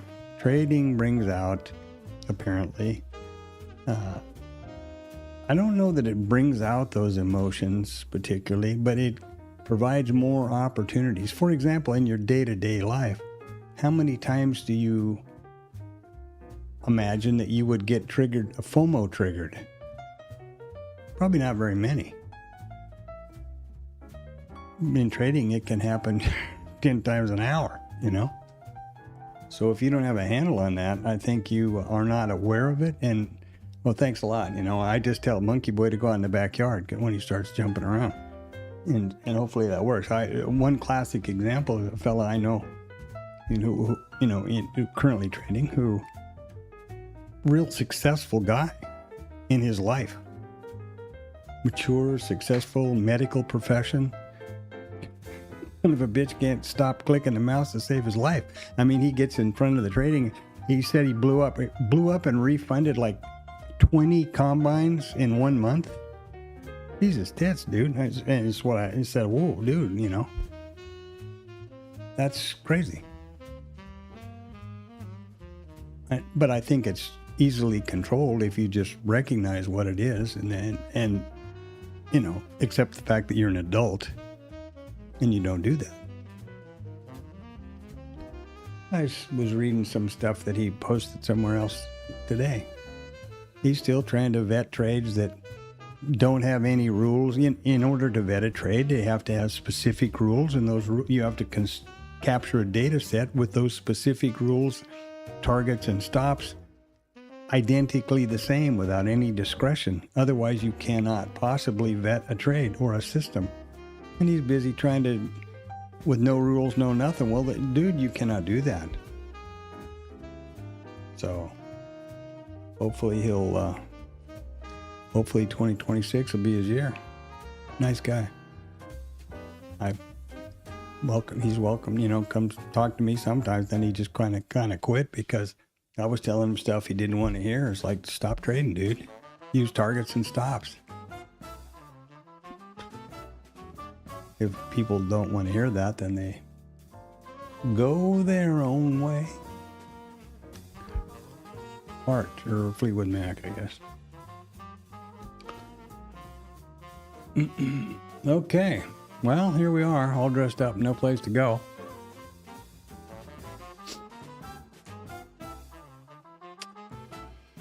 He said,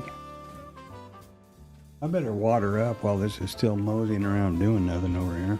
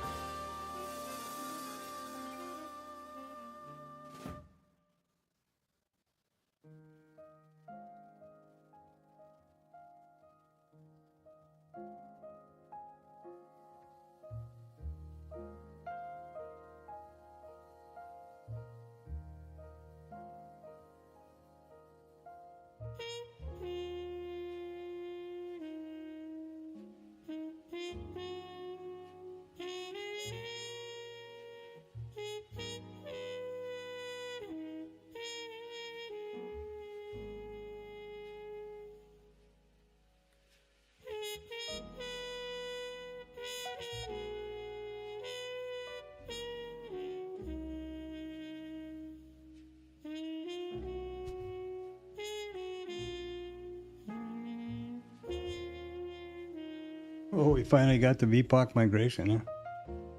Just now, you see? Just now, we got it on IRT.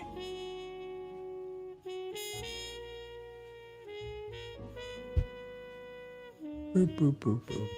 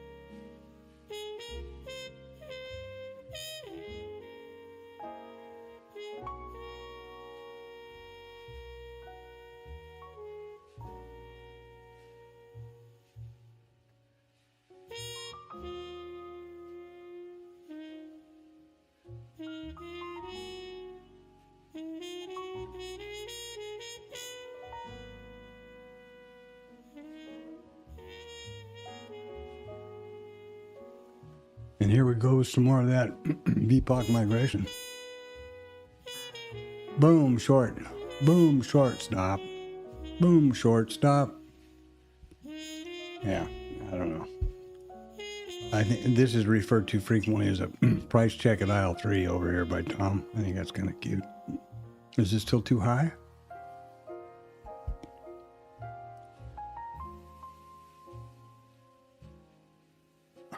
I guess not. I guess it wasn't too high. I guess it's just right. That's pretty funny.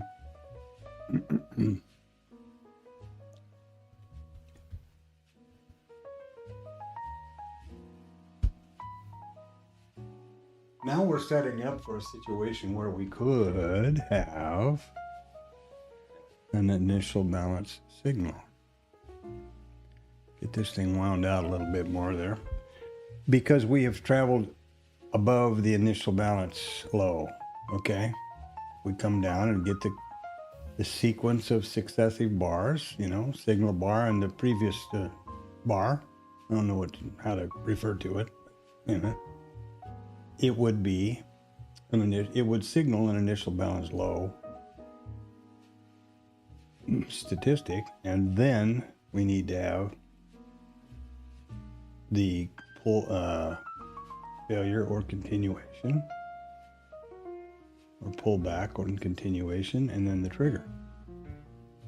So, you know, we got miles to go before we sleep here.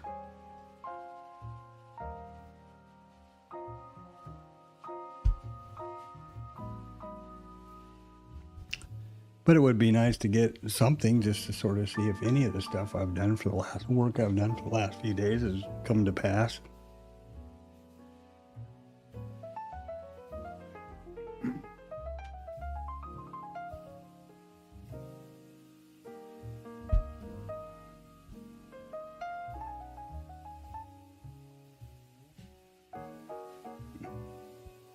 Bah humbug.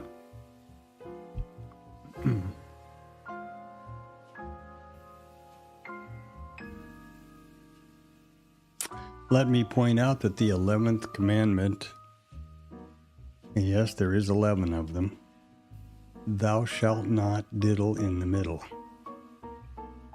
And that is exactly what this is all about right here. The POC, remember? The definition of the POC is nothing more complicated than the price at which the most contracts have traded so far in the session. Period.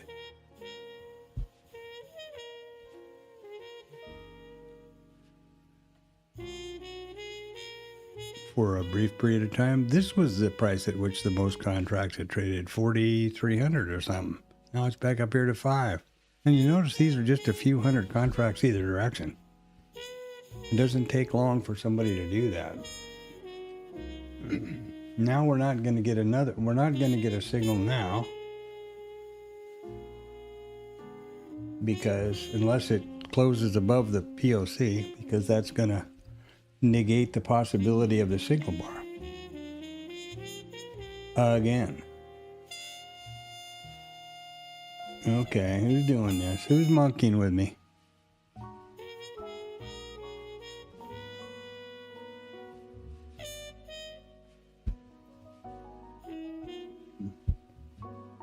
I hate it when these market makers have, spied on my code and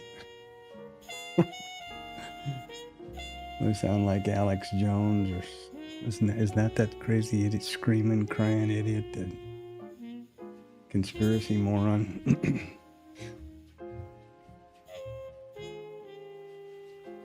I'll tell you, there is a bunch of. One thing we're not short of over here, boys and girls, is a lot of crazy.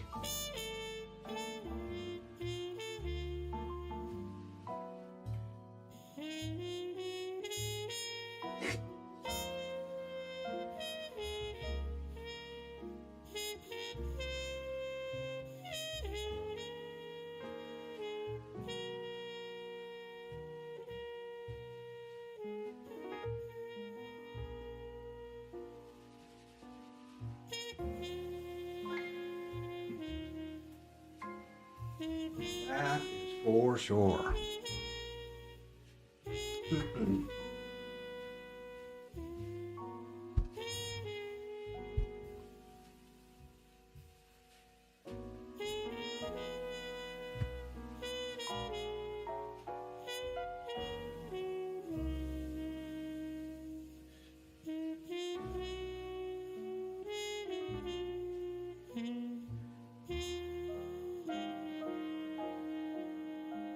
And now I mentioned this earlier, but now the lines around fact, fiction, real news, whatever, has been so blurred that, and the news cycle has become so short, and everybody gets their feedback on social media, for Christ's sake. It's just amazing. Amazing.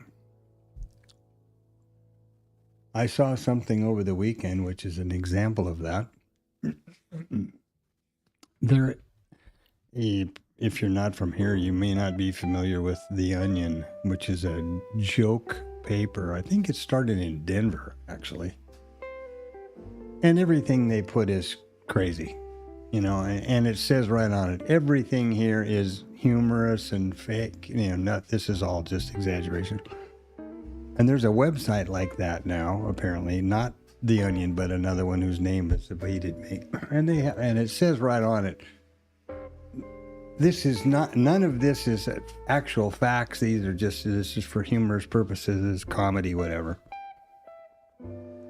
They have a big, their thing was, Obama continues to get royalties from Obamacare.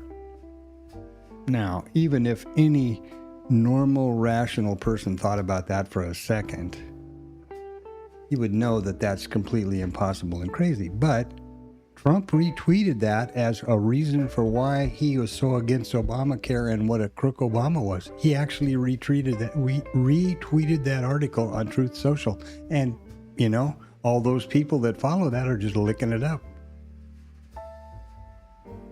Arrest him, where's the DOJ? Get out, Obama, blah, blah, blah. Just over a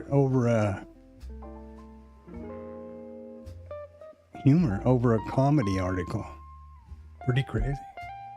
My point being there is that people will believe anything over here. It's amazing. Pretty crazy. Pretty crazy.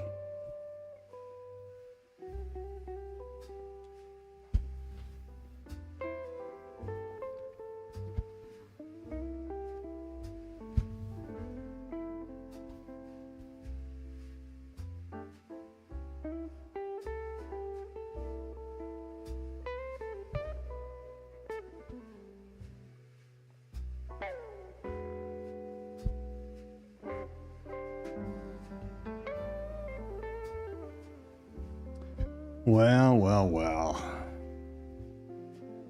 Boring.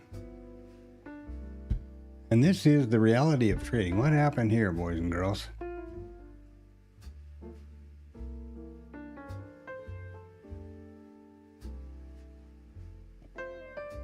What happened here?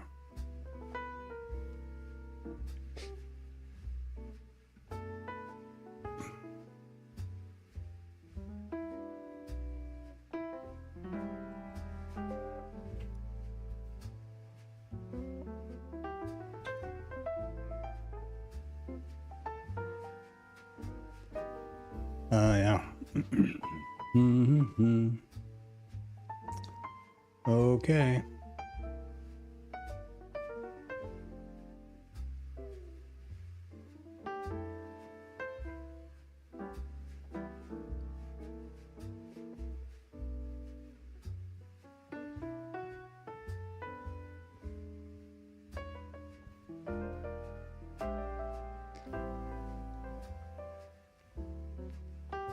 Crazy Ivan.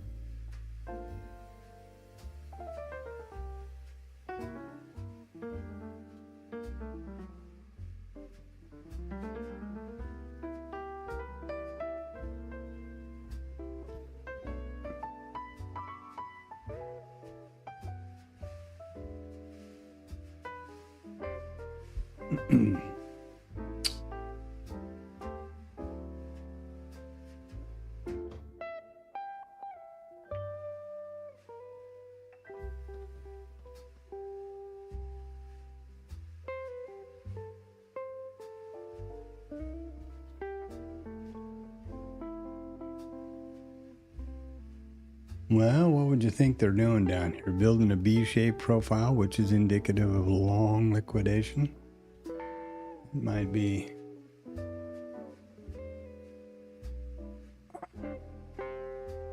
That's reasonable, huh? Not really, because of the multiple distributions here so far.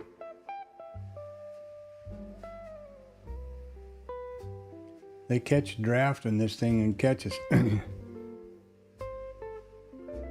They can't catch a bid, that's for sure.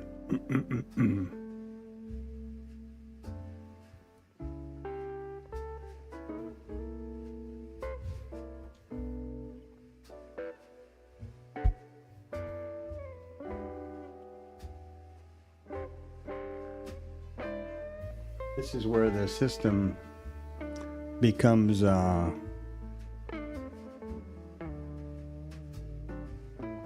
don't know how to say it, kind of a dilemma, you know. I mean, obviously you got to take the trade because that's the commitment, but when you see this kind of action down here right under the POC and blah blah blah blah blah, you get a signal for an IB continuation. You think that's a good idea? Does that seem like a good trade idea? I'm not expecting an answer. I'm asking myself this question.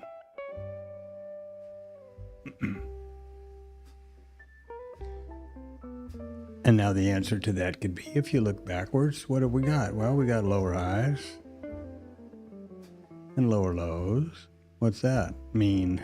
That's a downtrend. Kind of fits with the picture. Not saying anything one way or another, but you know.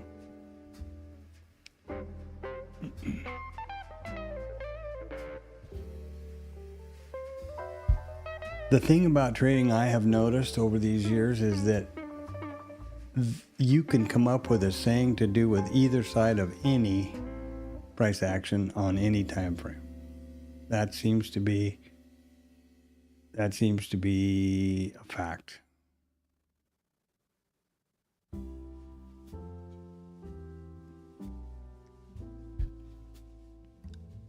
That seems to be the facts.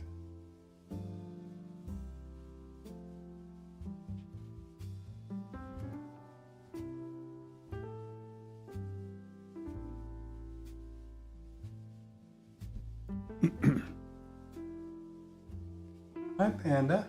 What are you doing? What's up? Yeah. What are you doing?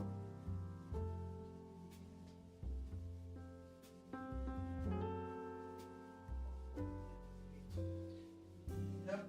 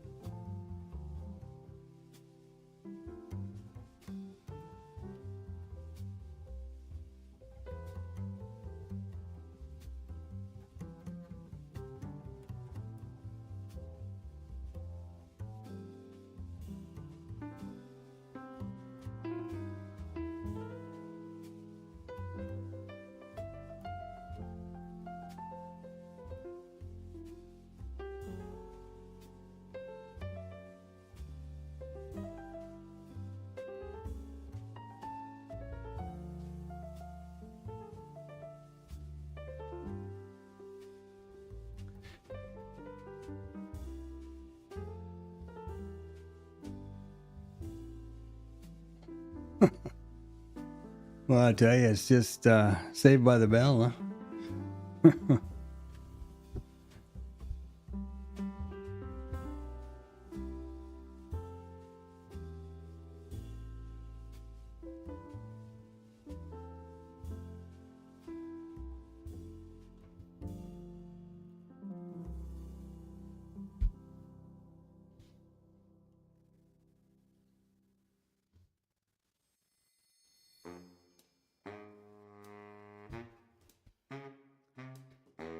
Okay, what happened here? Nothing. That figures. Got a whole lot of nothing going on here today.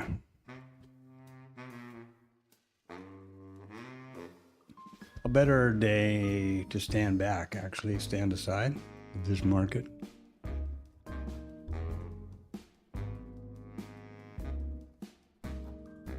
You'll find if you trade with discipline and specifically around setups, a lot of your time is spent watching. You become very familiar with the concept that there are three entries or three position types in trading. There's long, short, and flat.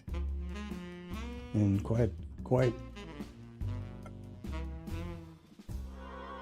a lot of those days are flat.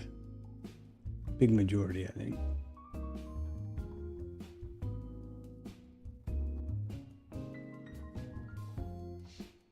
What's happening with volume here? I'd say light, but I bet not. 91%, damn near back to volume. This is over 20 days. By the way. And 4.5 points per ATR per minute. This is a 1 minute. Remember, I pointed this out in the pre-market, but in case, any chart that I have on my book, IRT, instrument, periodicity, session, chart type. In this case, it's a 1 minute bar chart. Down here, it's a same thing, and you know, let's get over here. Here's a Renko, 12 tick Renko, and etc.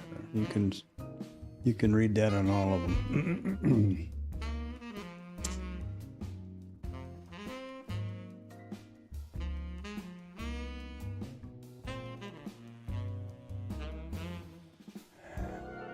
Still no signal. Thank you. And I'm not upset about that. I don't think this is a I don't think this price action or momentum is conducive to profitable trade. Remember that your prime directive as a trader is to protect and hopefully grow your account.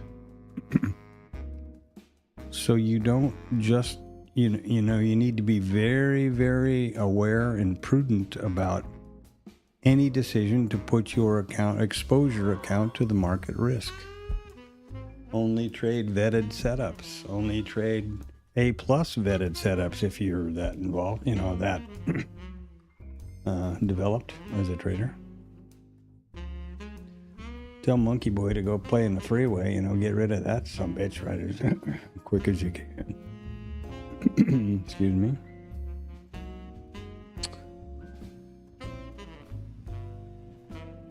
Well, again, the setups, the rules of which there are 3. The initial balance taken with the preceding bar to the signal bar in the same context or direction. The pullback or the continuation zone, then the trigger, then a trade. Simple as that. 1, 2, 3. 1, 2, buckle my shoe. There you go.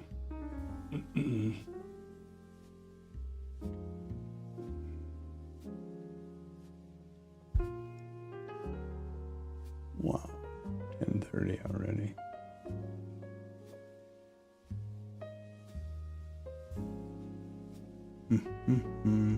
I also remember that I do the same story for the minis as the micros.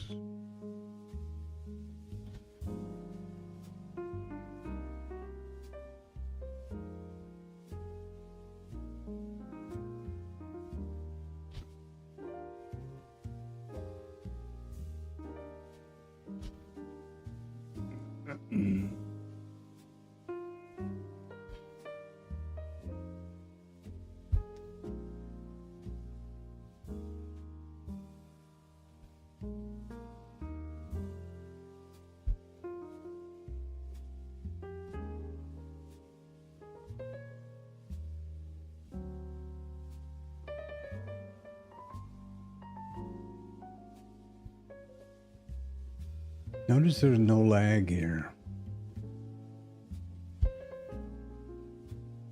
Okay, good. Must have got whatever wrinkle it had worked out. Good for it. I'm so pleased.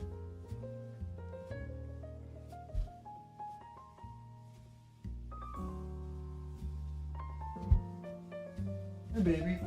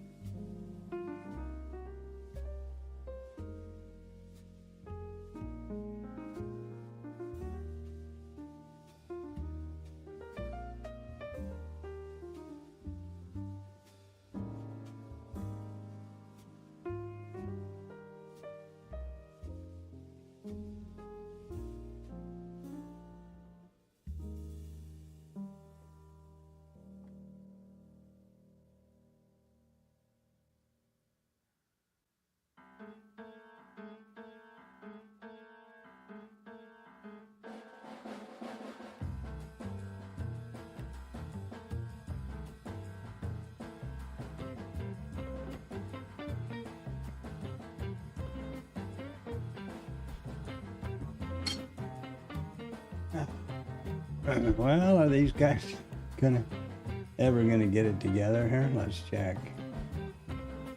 They better be careful now. I've just got a bowl of homemade wontons and cooked the special way I like them.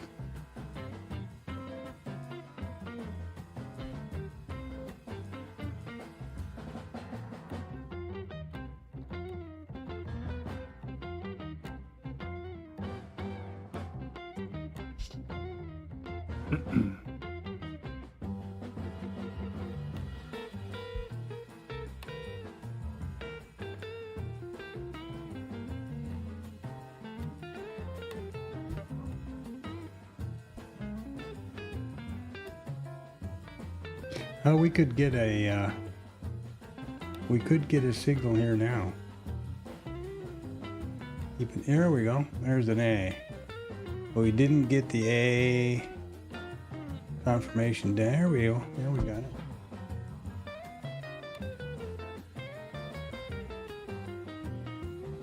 Oh, good. Well, that makes me feel better.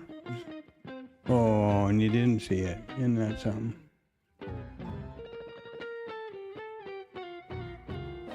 There we go.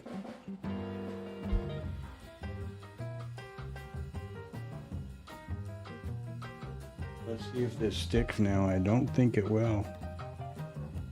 Well, that should not be there. Okay, good for you. Go issue. Attaboy. Now we would be looking for a B, which that is not. Oh yes, it is too. That's a B right there in the continuation or the pullback or failure zone, and then we would come back down for a trigger. And I can't safely say that I would do either one of those trades, but I may not have any choice in the matter here.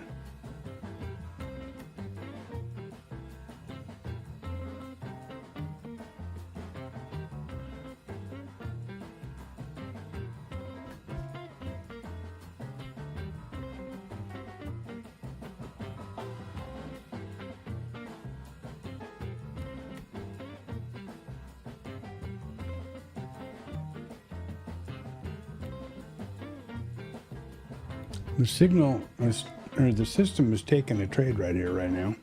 That's what that ball means. And that's what 86 means. So in that case, I should have been long out of here.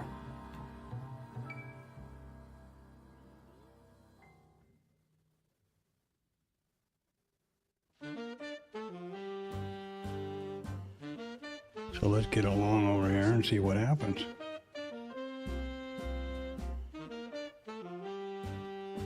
If in fact something does happen.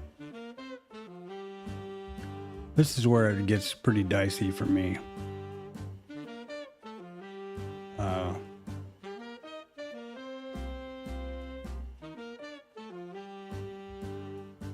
This is where the do it manually part doesn't necessarily work out. See, I missed that. I missed that trigger right there by looking over here. The system took the trade. I didn't take the trade. Now I would be scaled. Yes, I would be happy. Now I'm a little bit apprehensive to sit here like a bird on a post and let it come back down and hit me. But we'll see what happens. I'm gonna have to do that because that's the commitment I have here.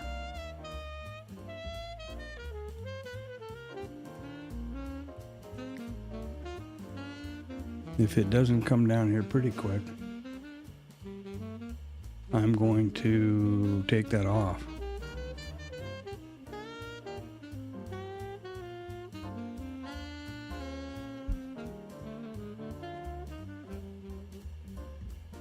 So I don't see the B trigger, and I mean I don't see the B signal, and I don't see the trigger.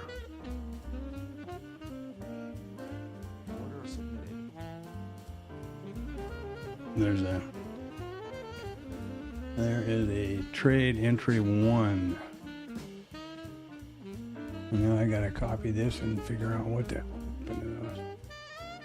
Why those signals are gone.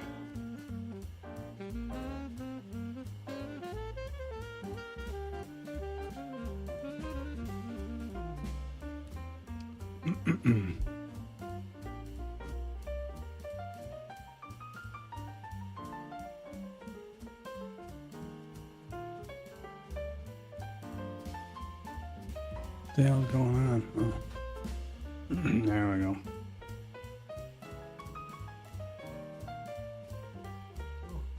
Look at there. Bing, bang, bong to a stop. To the tick. But not on the system yet. And what caused that?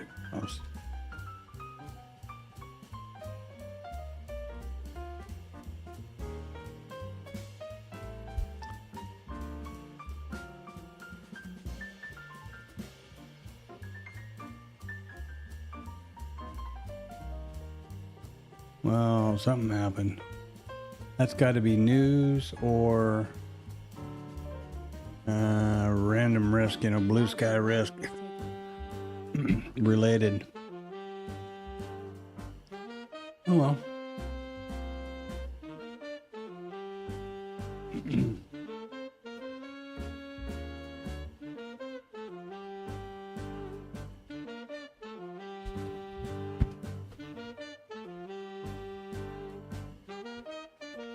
I would prefer to get the year off to a different start.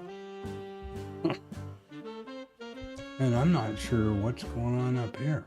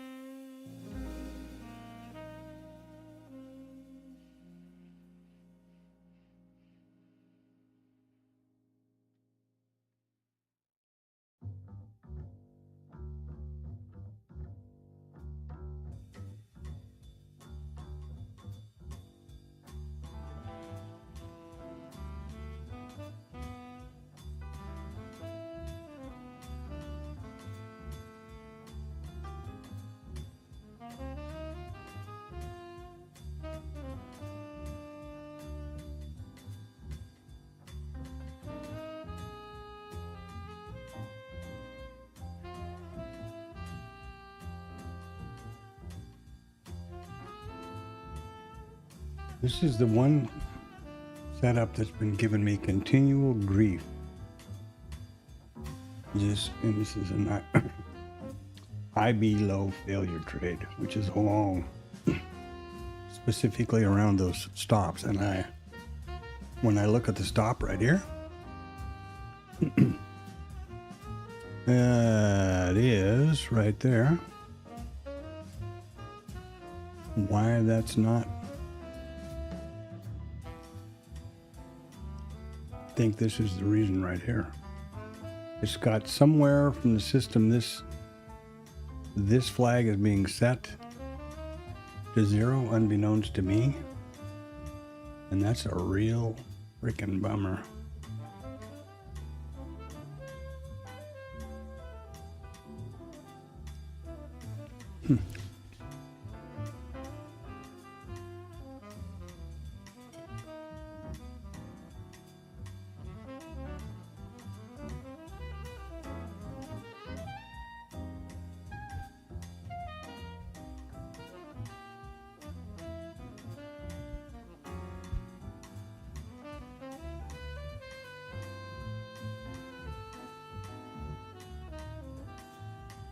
You see 86 here? Been set to 0.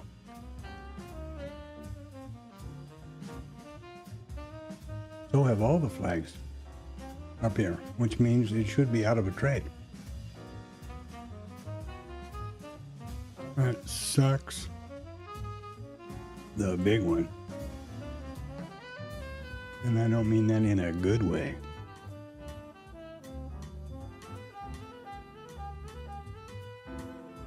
Come on, save you stupid thing.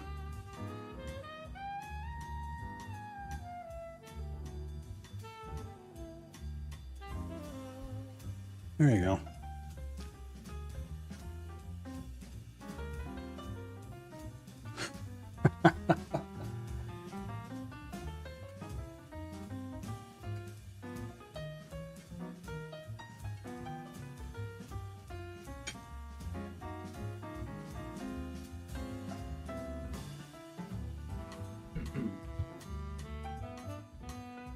That's pretty funny. Did you see what just happened there?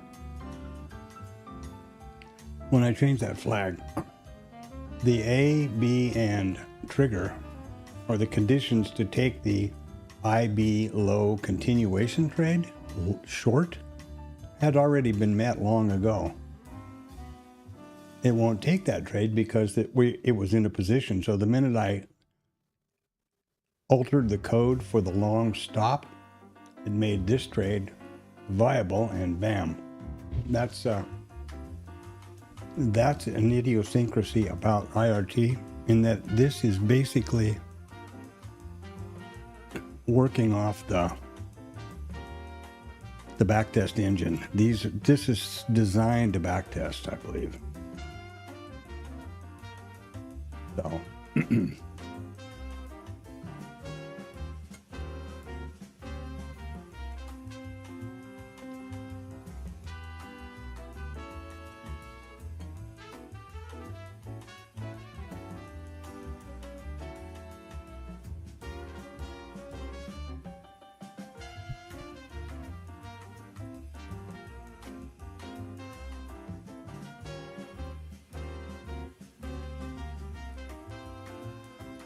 until I upped the complexity and basically out-clevered myself, I didn't have that problem. So, when I backtest this, now if I go back and change this long stop to a 1, this will all reverse again. I think. Let's see that. Let's try. I don't know. What the hell? I got nothing to lose, do you?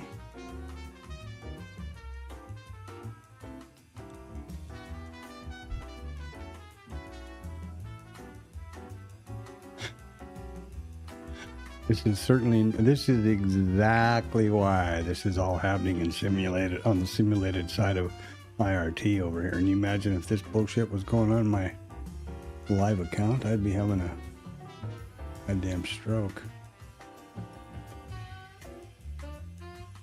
Modify the rule. Come on. Now, it won't go back in time because the rules are 0. Now we've got 80 back again. How did that work? Oh, that's because of the A over here.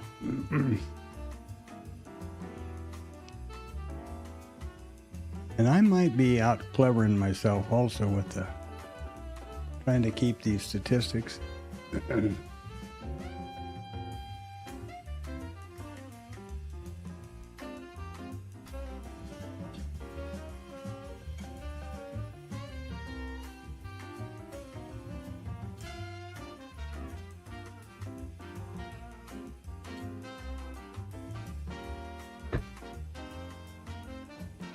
Boy, those wontons are good.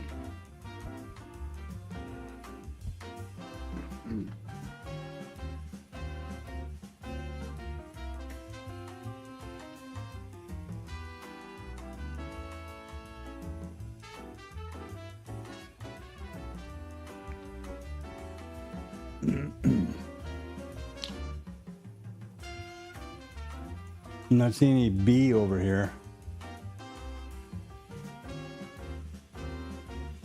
And unfortunately, I'm busy doing other things. I can't watch fast enough. Or this is the advantage of the stream. I'll be able to replay slowly and watch it. Did this fire and then set to 0 as it's supposed to? That's what I have to review the stream for. So you can guess what my weekend's going to be like.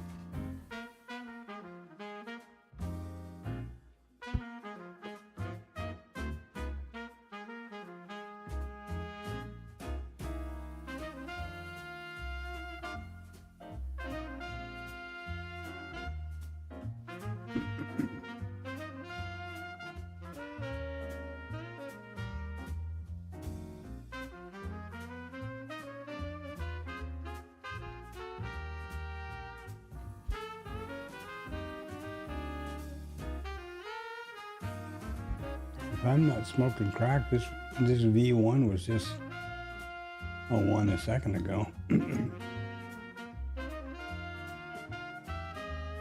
which is completely impossible. Could be my eyes. Probably just my eyes. Which are not getting any better staring at this stupid screens all day, every day.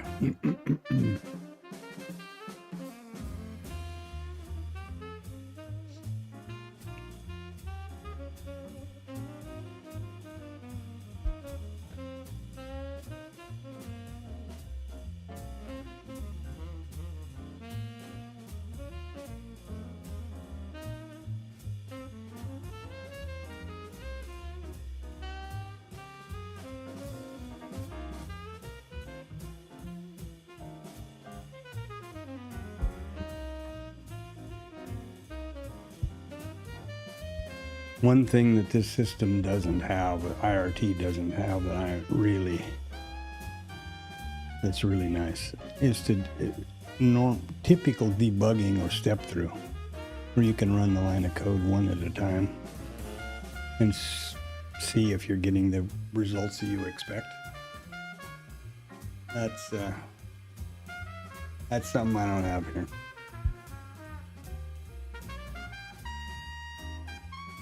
And for me, that's a bummer.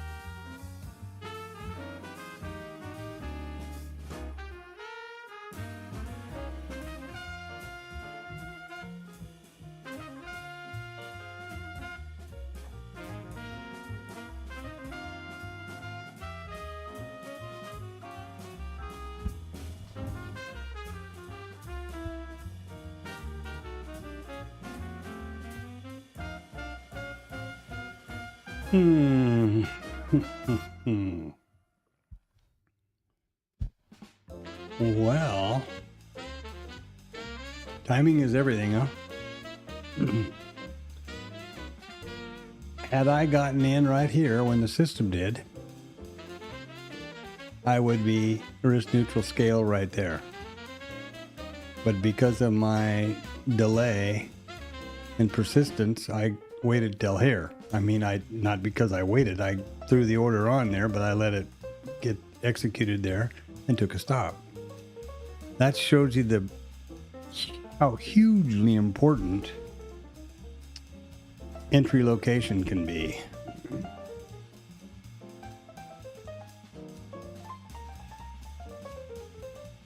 Huge. Huge.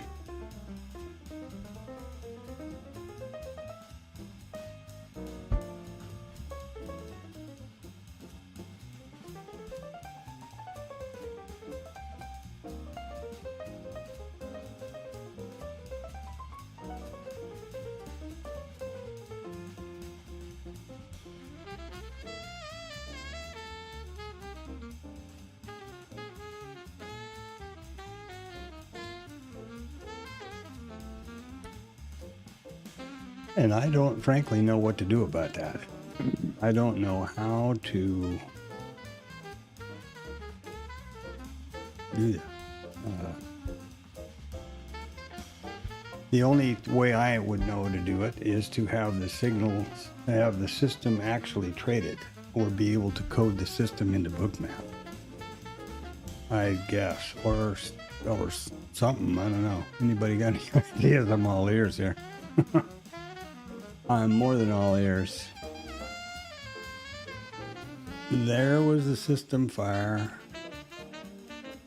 I guess I should have just been watching over here, and when that happened, did it. The difference, of course, is with entry location. Do I have a thing about that? I must have. Let me.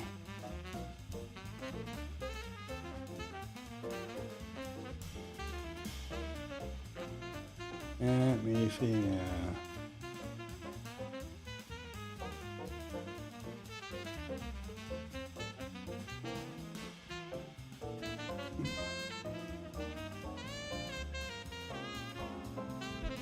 Oh, there is.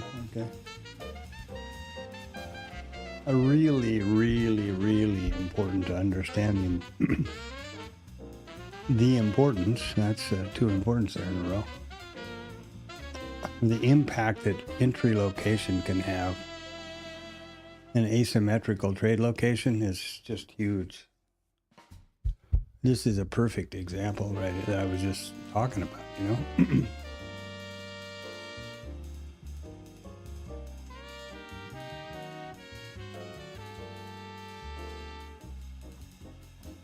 What a big difference. And it's just a matter of a tick. Last week, one of the trades there stopped literally to the tick. And the system, once again, had entered one tick before it and came to a successful conclusion. As right here. Enter there. T1, now you're scratched, so it doesn't matter. I mean, it's a completely different game. Enter here, stop. Don't have a stop, you're out down here. Big problem. Yeah.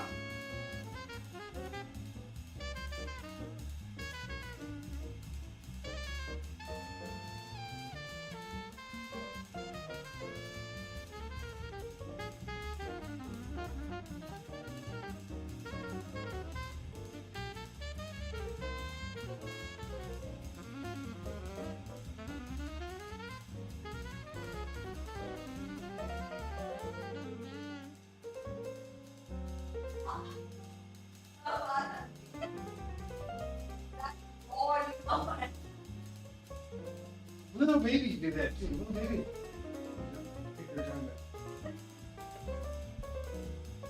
Just laughing at poor old Lucky.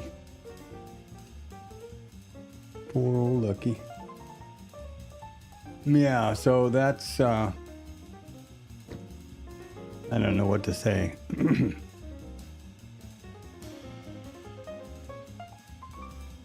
And more importantly, I'm not sure what to do about it. I did what I've committed to do, which is take the trade. But then again, this, you see, this late entry is skewing the statistics the wrong way.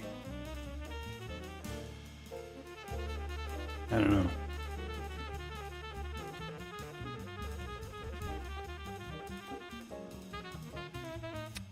I don't know what to think about that.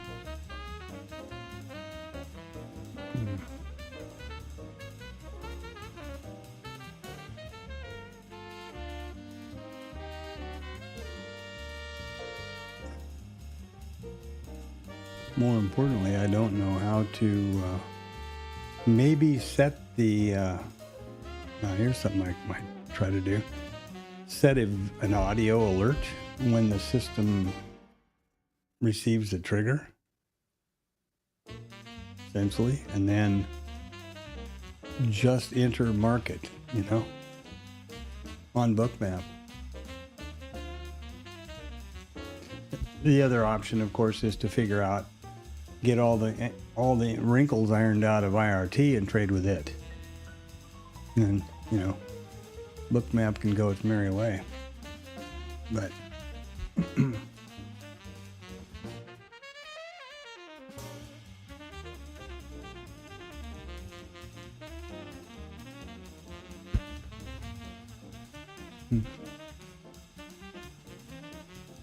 I don't know what to think.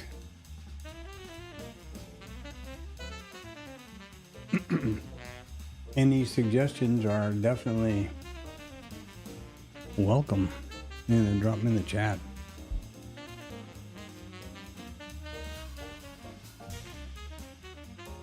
I hadn't thought about that before, but that is skewing my statistics. Not my backtest statistics. That's a big point that needs to be made. The backtest is absolutely 100% non-discretionary, executed by the machine, by the computer. All of these rules are executed or valued over every 1 minute bar, however many days back I go, I backtest. That's not a question or a pollution or any kind of a variable. That's for sure. What I'm referring to now is this live forward testing over here, where I missed that entry by a little bit, and so instead of a scratch, I've got a loss. You see, a stop. That's the difference. That's the difference. Why that's not an A? Well, it's because we've already got an A, I guess. And there ought to be a B firing out here before too long.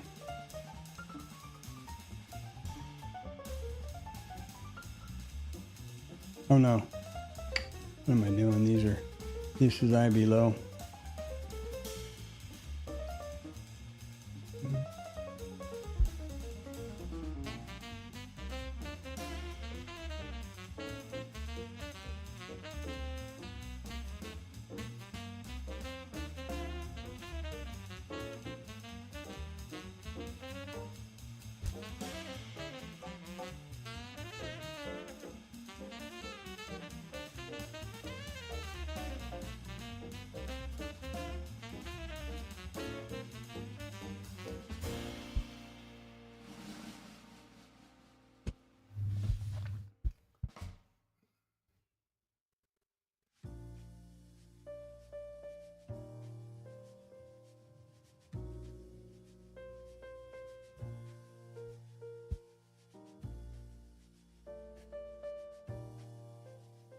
This IB failure long is a big pain in the ass, boy.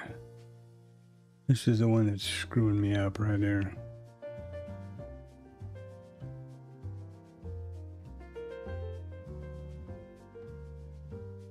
Now that if it comes back to the trigger, there should be an IB4 right there, 84.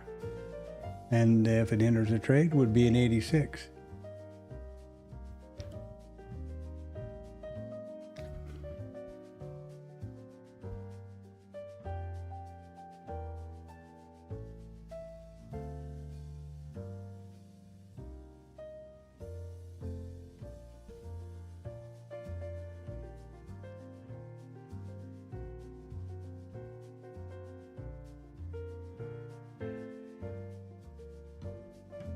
And it would be pretty tough to take along right now, wouldn't it?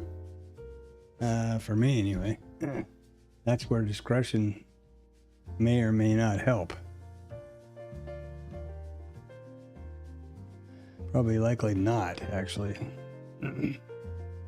Well, this would definitely be a position to what is the context today? Unquestionably, south.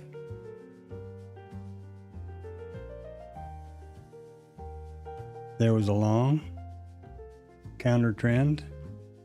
I think I'm going to have to just understand a way or work out a way to understand the context of the session and never trade counter to it.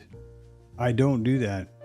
If it's just me discretionarily trading, using my discretion, I wouldn't have taken a long right there.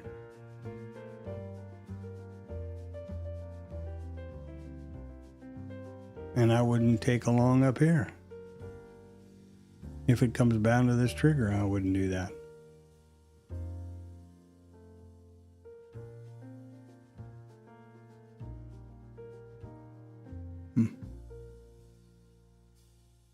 Me no.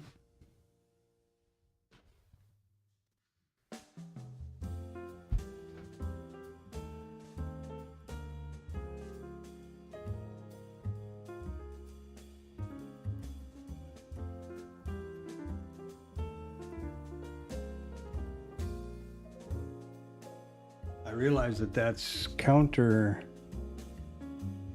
you know, counterintuitive to the whole process of vetting these trades, but there's a part of that process is adding layers to optimize, not curve fit, but to optimize. And frankly, I don't know how I would code that. I don't know how I would tell the system to look for that. Some sort of a moving average, maybe? A big moving average. If it's below that, then it's something, I don't know.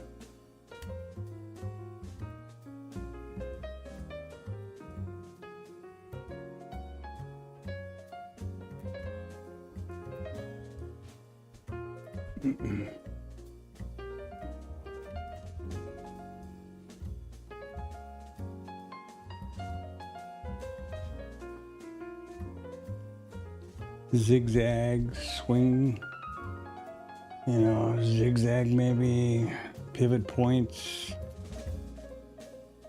Got no idea.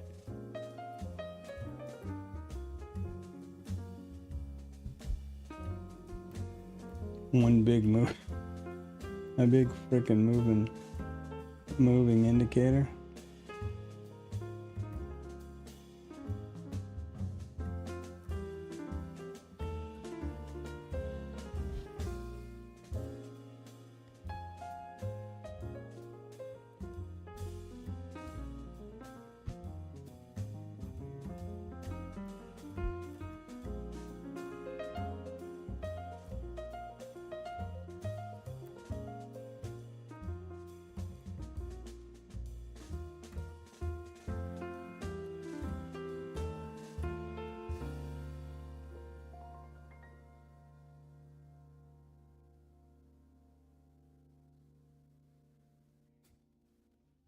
Have to give that a good think.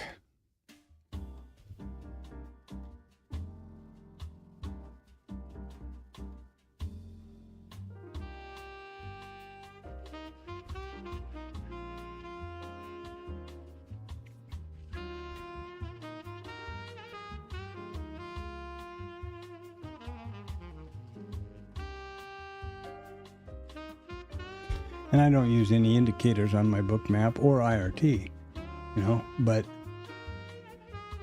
I'm discussing here the possibility of using something to programmatically define context and not go counter trend. When I'm doing it with my brain, it's just easy. There you go. This I was zoomed in and I took it because the system took it.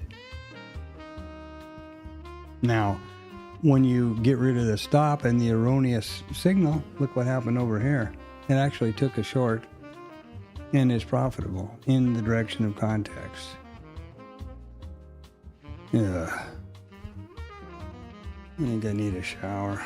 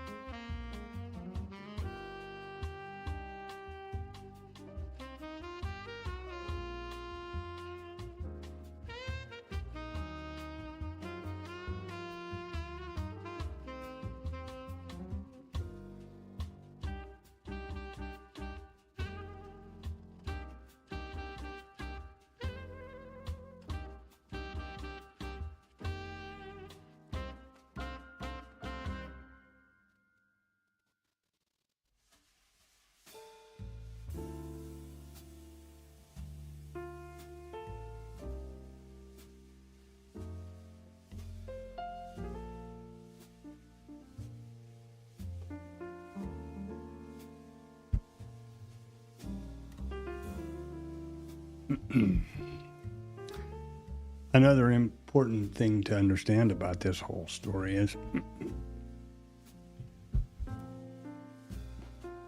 it kind of boils down to the, you can't see the forest for the trees kind of a thing.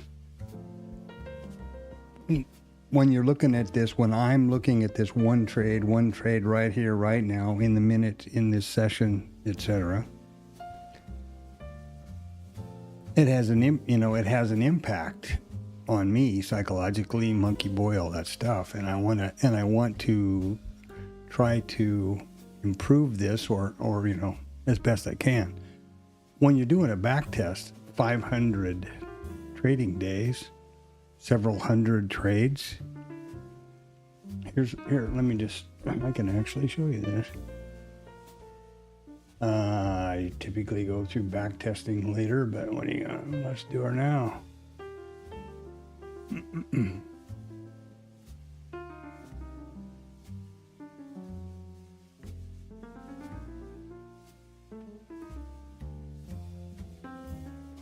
Here's, let me just show you the whole shooting match. These are all back tests that I've done on instrument, how much tick value, periodicity of the chart, and then stop, chart T1, T2, how much the package was there a trail, was there a entry, trailing stop, different parameters. And these are all the metrics you get for every one of these. Each one of these lines represents 493 trading days, 762 trades, 1,103 trades, 1,006 trades. And these are, they vary because of different changes that I was testing. So let's get down here to something a little more current. Been 86 of these. Well, 70 of them.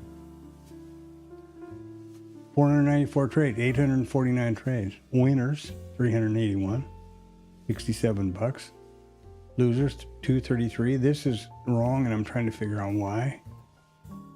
Because it shouldn't be really any higher than 30. Because 30 is the maximum stop. So how could the losers be higher than 30? And I can tell you what that is. It's because specifically the IB low failure long, which I was just looking at a minute ago, somehow it gets its knickers in a knot and doesn't catch the stop. It goes to the end of the day. That's how this changes. Let's move on. Or perhaps better, let's look at this one, which doesn't have that problem. This is before I got all clever. And this is exactly correct. This is 75 average winner, 30 average loser. That's just as I would expect it to be. Oh, wait a minute. This is, I know what this is. This is something crazy. This is 12, 12, and 48 too. Yeah, this was goofy. Let's look here, I guess. And I make notes clear at the end of this thing, but here you go. There's the win rate, loss rate, expectancy, R factor, risk reward ratio, profit factor. How many consecutive winners? How many consecutive losers? There's 8 consecutive losers. 8 stops in a row. Days, whatever. 8 in a row. Long, short, and profit. Over 500 days. Well, what I'm trying to do is minimize the consecutive losers and maximize the consecutive winners, or, and or these other related parameters.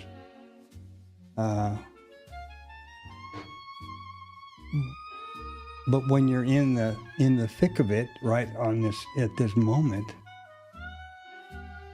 it becomes a little, forest for the trees thing.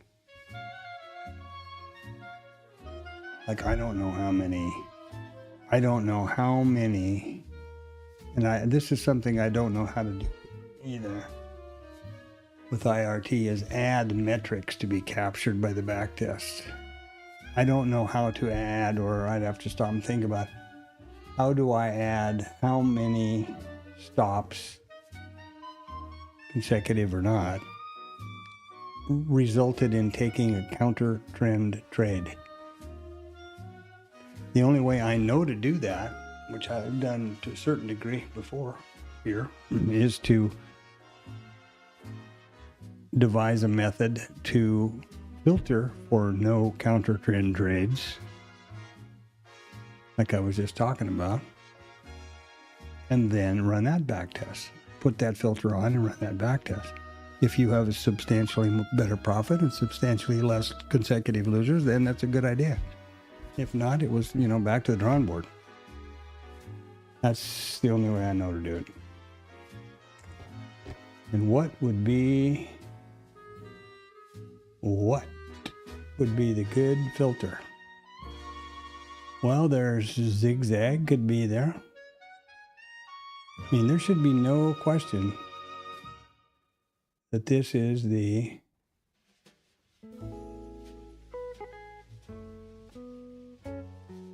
higher highs, lower highs and lower lows.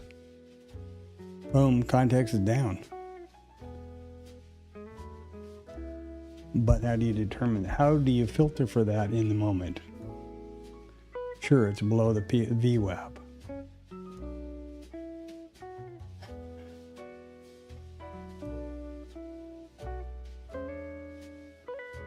ATR, a moving average. I don't know. I'm asking you. One filter that I do use for sort of that, my thinking was to use that, was that idea, is, let's see if I can pull it up quickly, is this moving average. If the MA is greater than, no, this is a long, right? This is an IB failure long. This is the famous give me trouble all the time deal. Oh, wait, is this 402 shit? Oh, okay. If the MA is greater than the MA, however many periods back I look, then it takes the long.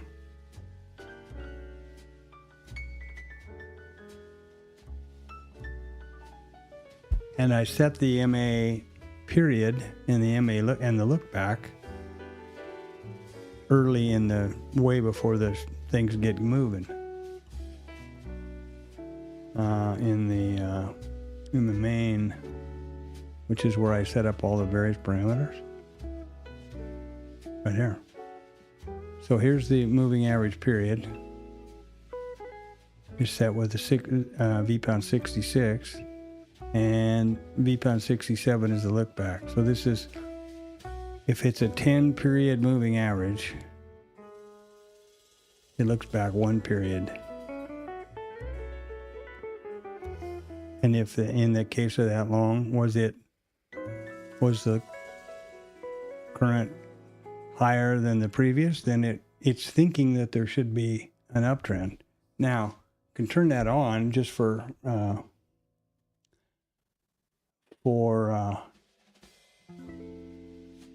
study's sake. This is the way I do it. Okay, so there's the moving average. Now, these red, this is a 2-color moving average. This is just a stock thing in IRT, nothing created by me special. So right here, you shouldn't want to enter anything but a low, a short, and guess what? You didn't.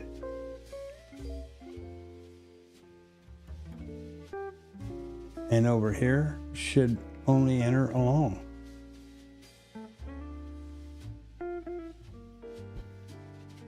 Now, maybe what I need to do is figure out different look back and stuff for this filter over here and see if it's got these in the right. I have it set up so I can change different periodicity up here because this is just, visual on this chart. But these values over here are part and parcel of the trading system. Different than up here.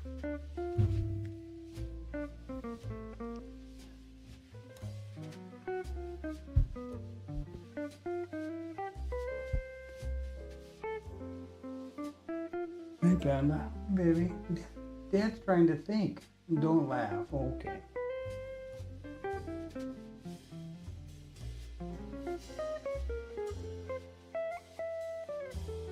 Yeah, I don't know. This was something I was doing last weekend, trying to figure out some sort of a way to numerically, which is all that moving average is just as a numerical point, right? How to establish that you could always be on the right side of contact.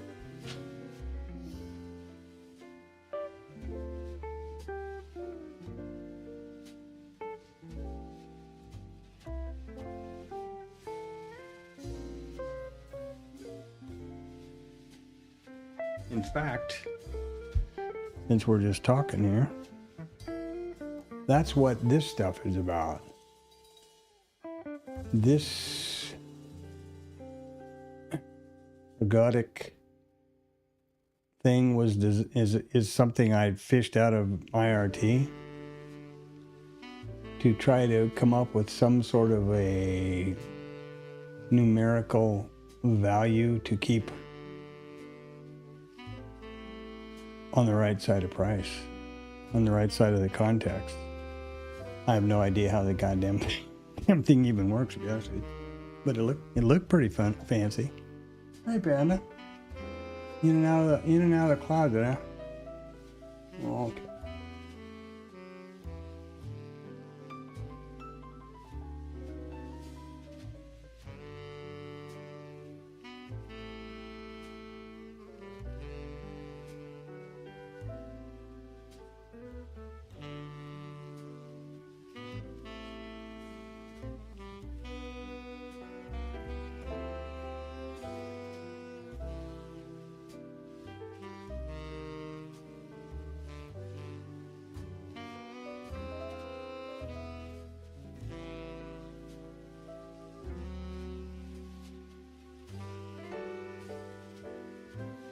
I'm just thinking out loud here, so if anybody's got suggestions, I'm all ears.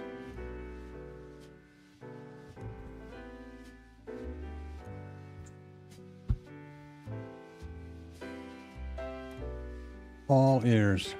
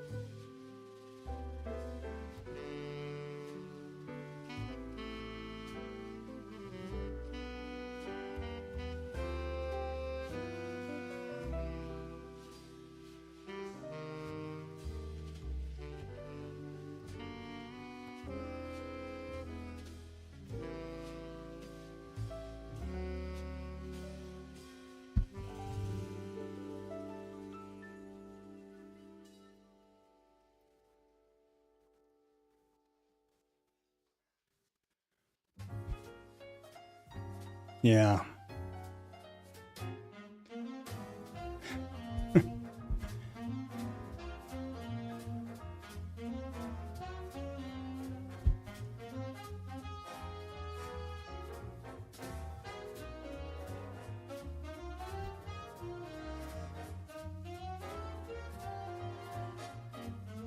I can't, use my discretion and easily throw a button on here that sets a context filter, for lack of a better name. But that's not the point. That doesn't help at all in backtesting. My goal here is to backtest, not to develop a algorithmic trading setup. I mean, yeah, that'd be great. I'd like to, Tom refers to him as he's got an ATM in the basement. Yeah, that would be super. But I'm trying to be realistic.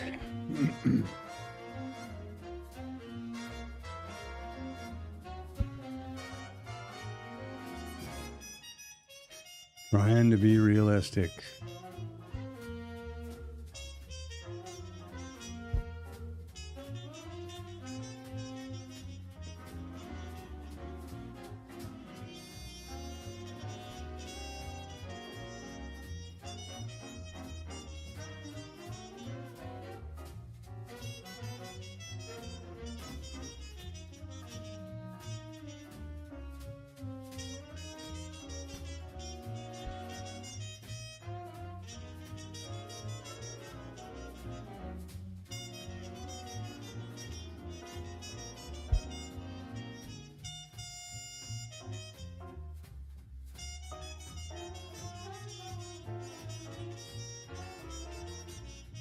What, Panda? I can't imagine what you would like.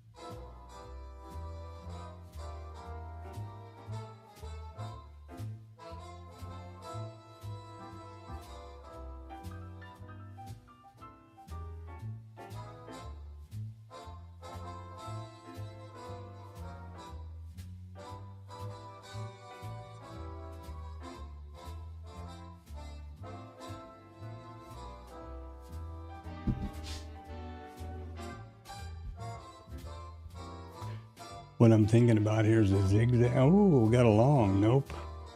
Got a long trigger.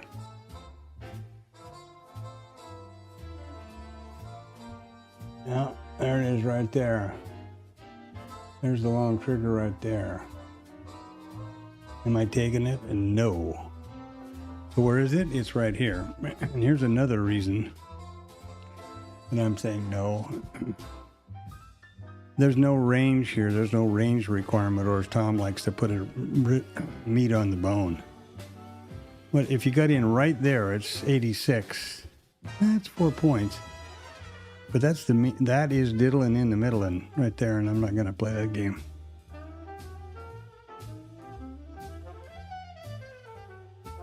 And the system didn't either, actually.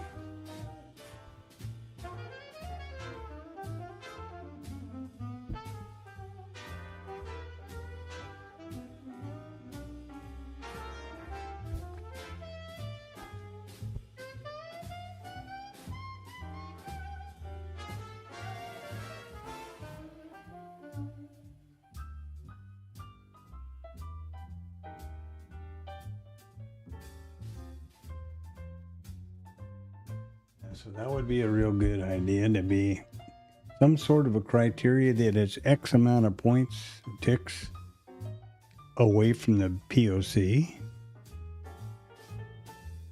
And also then context. Ooh, I got a lot of thinking to do. Ooh, and it's Friday.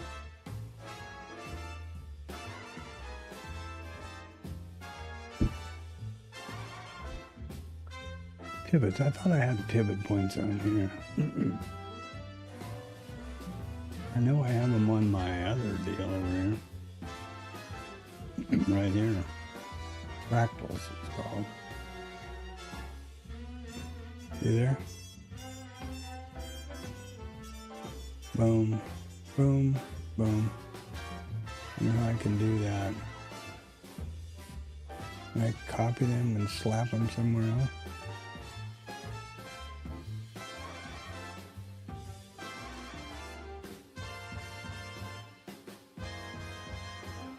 I can do this. This might be pretty funny.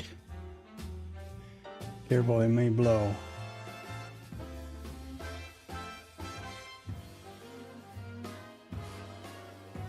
Now what are we going to do? Now what's going to happen? Nothing.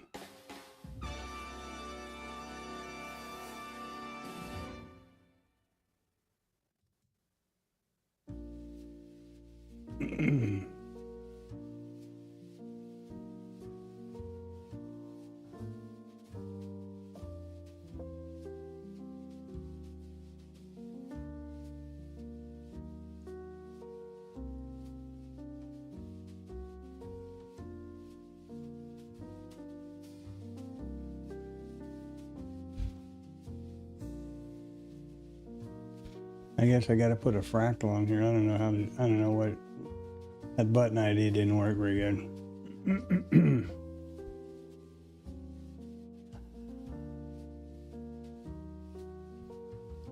Thank you.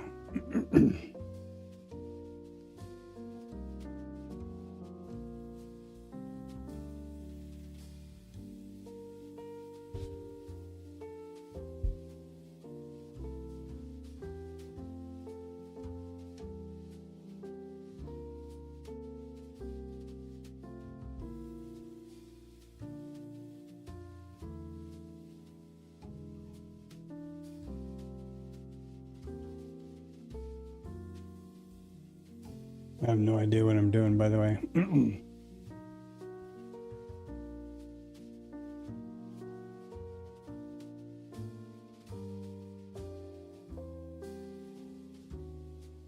Oh, look at there. What's all that now?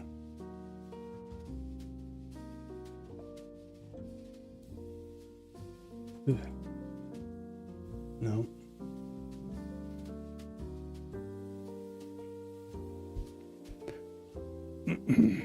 Oh, we got another trade going on over here. Look at here.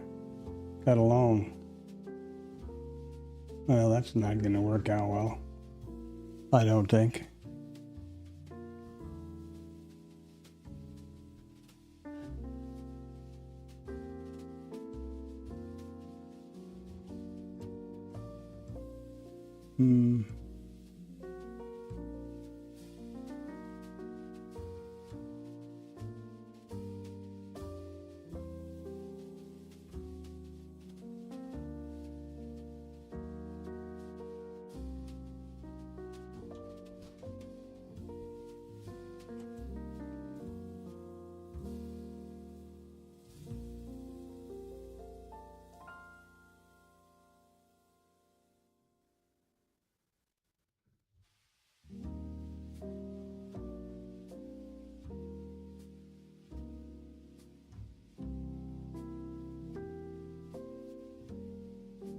I don't know what this fractal 1 point,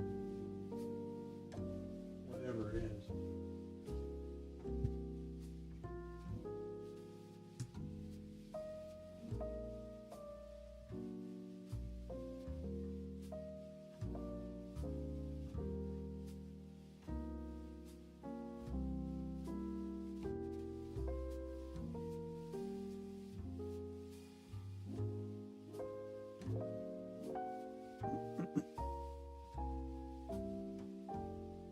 Boo.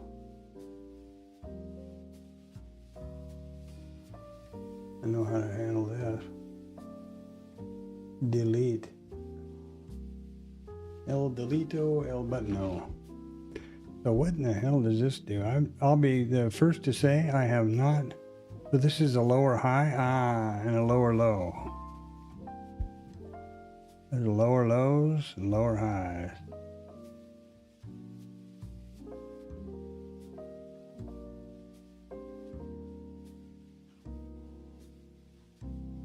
Okay. And this thing's getting hammered real hard over here.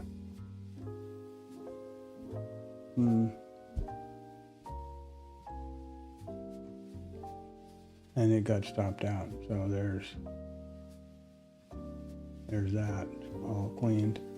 So how do I do this now? I don't even know.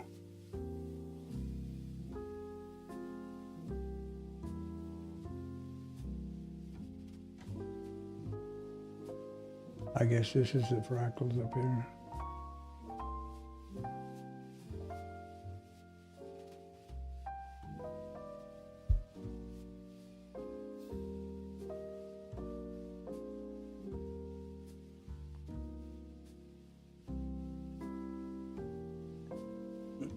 Okay.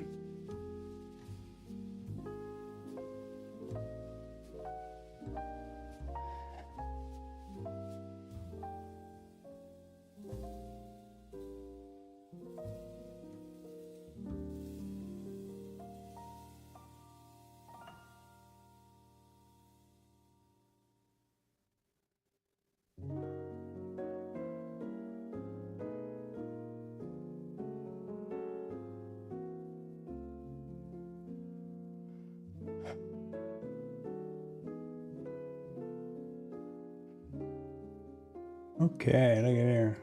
Oh, baby. There you go.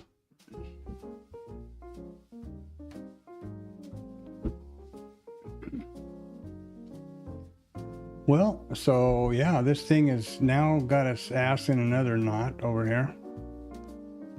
There is something seriously wrong, and I think it's this 86 with right here. This is once again, this is the IB failure long, and every flippin' time it develops a problem not taking the stop. And the problem is because it sets 86 to 0 at some point. It didn't used to do that from 3 weeks ago. I've been through every rule. I've been through this thing, which is in case that's a V-pound variable, right? You can look at every V-pound variable, and you can look at the usage report for the V-pound variables, and I find no place that's impacting or setting 86 to 0 when it's not supposed to be. It gets a little overwhelming, but yeah, you get the point.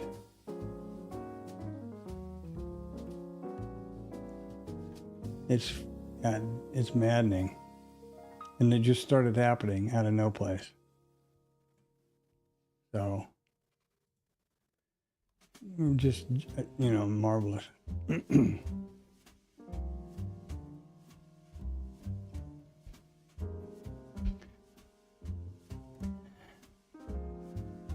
And I can prove to you I know what I'm talking about. I can now go change the long stop right here from 1 to 0, and that will go away. It'll suddenly be taken properly. And it's not supposed to be changed from 1 until the stop cancels all, sets all this stuff to 0, which is the position. And then it resets all the flags. Maddening, baby. There's only 2 times that happens. On stop or on the T2. And I don't know if it's a stuck value somewhere, if there's some chart with setting V6 to 0 some way I don't know about when I, downloaded a new one or something. Might modify. Now watch the chart.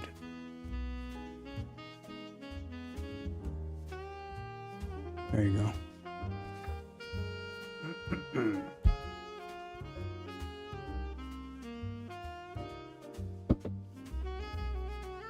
Yeah, I don't know what's worse, not knowing what it is, or knowing what it is and not being able to understand or figure out why it's happening.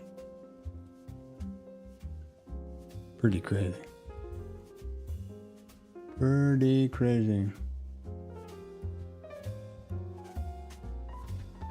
So it's a scratch and a 48 ticks long today if I had taken the targets as they're being presented by the system. Now I'm going to get back to this looking thing here.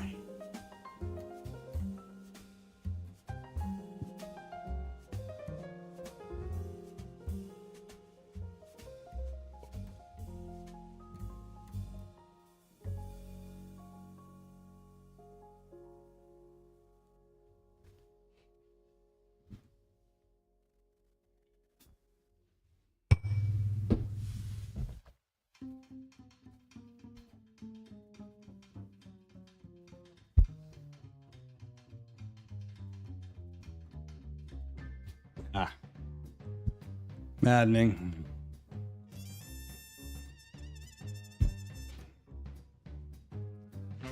I'm going to head out for a walk. It's a good time for some exercise. Have a great hour or so. I'll be back. I would have loved to taken a redeeming trade and gotten that stop back, but hey, what are you going to do? That's called revenge trading, making up trading. I'm not going to take some trade that doesn't satisfy the criteria. And unfortunately, right now, the system is firing goofiness that I'm not in the mood to do.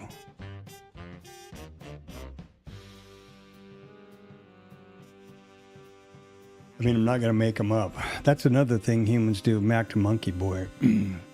Humans have a phenomenal ability to see patterns where they don't exist. It's called confirmation bias. It's like Fibonacci's a classic one.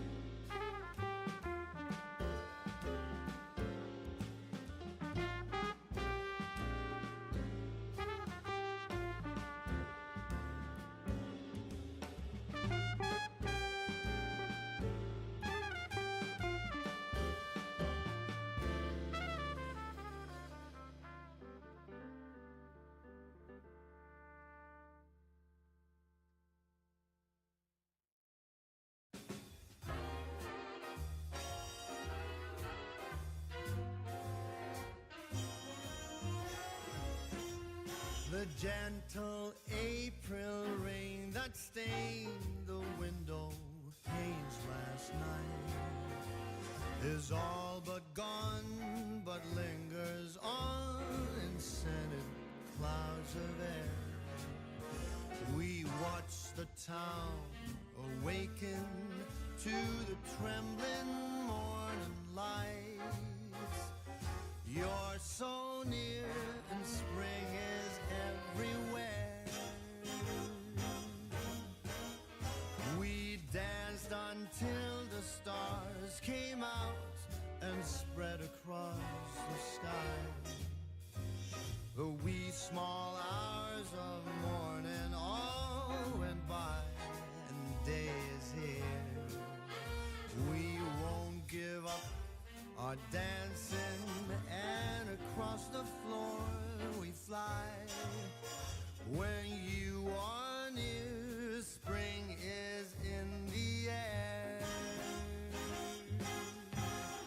I hold you so close, I think you must hear my heart tingle. We're hand in hand, cheek to cheek, and floating in midair. When you are near, spring is everywhere.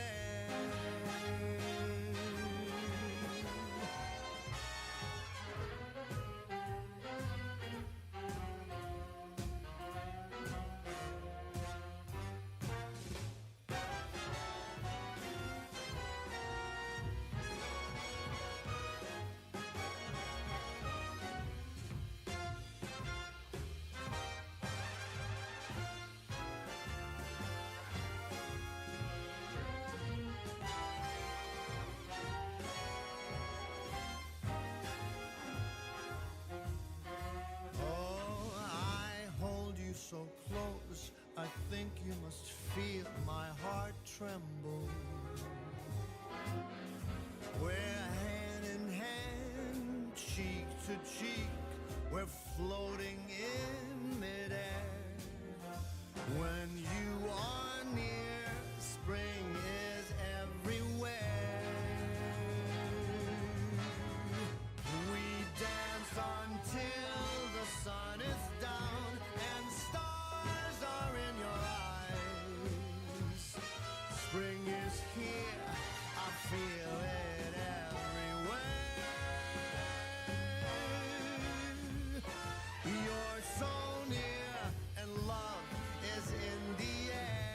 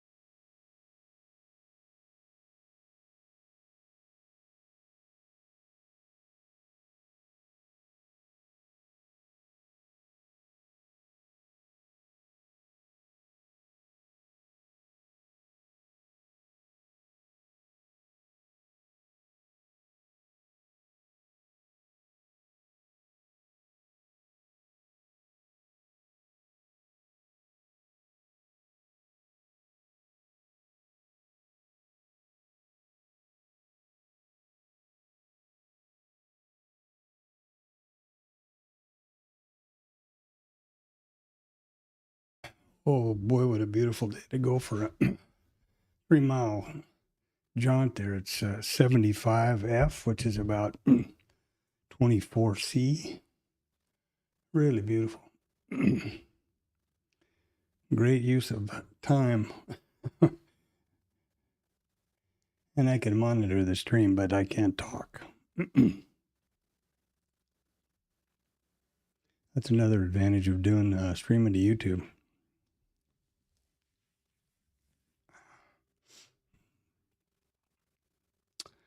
Well, that's gonna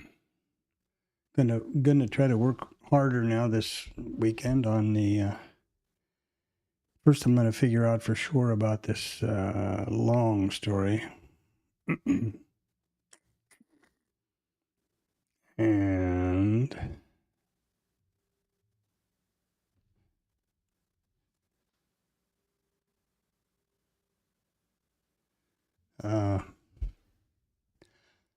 the context filter.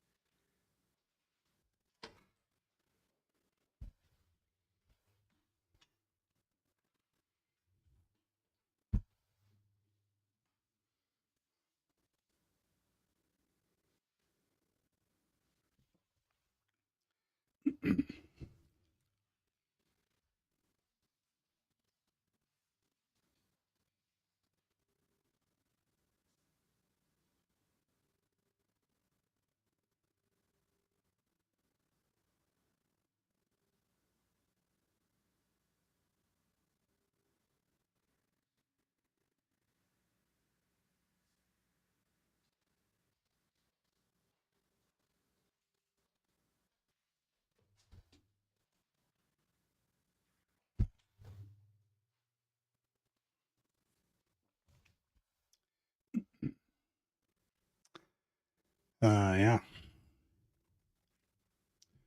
Well, this is a good day to just mind your risk, and this will be the last time I'm just arbitrarily taking trades against context. That doesn't sit well with me, and it's my fault for not being able to code that context filter properly. We'll see what happens this weekend.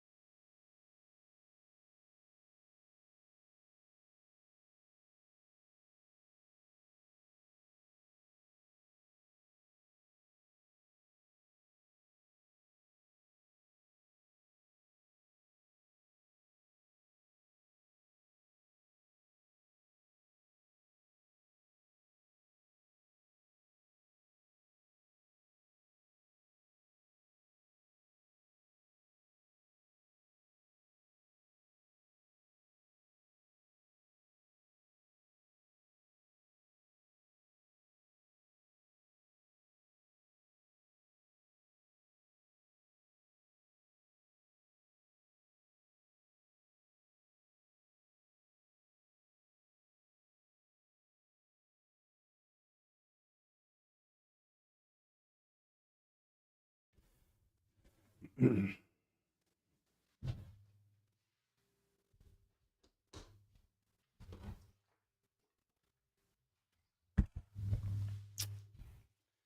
we're winding her down here for the first session of the new year. One trade I'm not very pleased about that. I think it's the right idea though with the context filter. So I'll be working on that this weekend. The backtesting is as usual.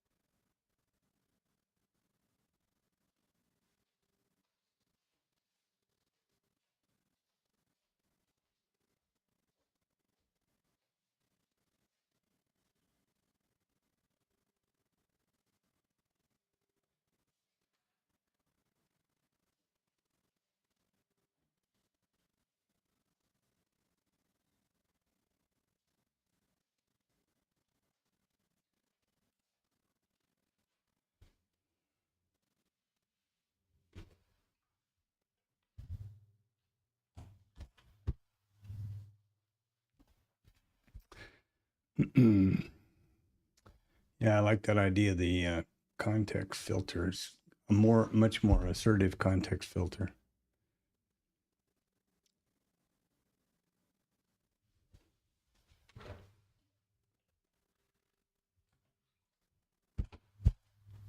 One of the bigger problems I have here with backtesting and doing all this with IRT, the backtesting engine works like $1,000,000 and completely remotely, no problem. I mean, you set up these rules, you set up the backtest, however many days you want to backtest. 500 is typically what I do. Instrument, session, etc. And then you hit that button and it's done. And it takes literally seconds to backtest all of these rules over every 1 minute bar for 500 trading days or 495 trading days. Here, let's actually do that right now. Let's look at 500 days. Backtest. This section, MES, doodly-doo. Okay, these are the reports down here and whatever else. How long do you suppose it would take you to go back through the chart and look at every 1 minute bar and evaluate all of these rules over every 1 minute bar? It's unfathomable for me how long that would take, and to be able to do it with absolute accuracy, no discretion whatsoever. If the rule says open below the IB, close above the IB, that's what it means. If it doesn't mean on the IB or almost to the IB, or, you know what I mean? All those kind of human things where Monkey Boy can get into play. Well, here we go.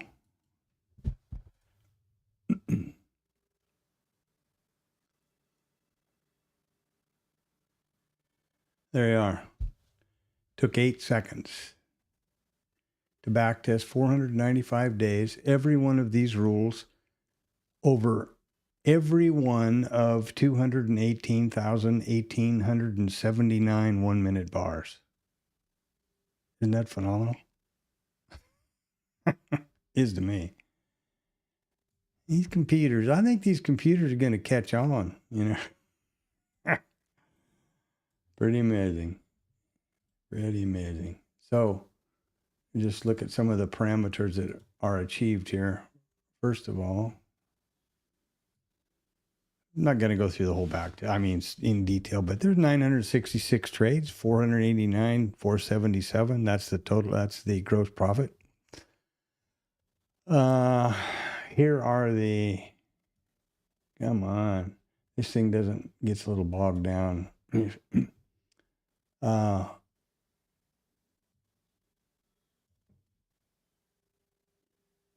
looks pretty good. Average winner, average loser. There are 364 winning trades. There's 250 losing trades. 11 consecutive winners, 7 consecutive losers or stops.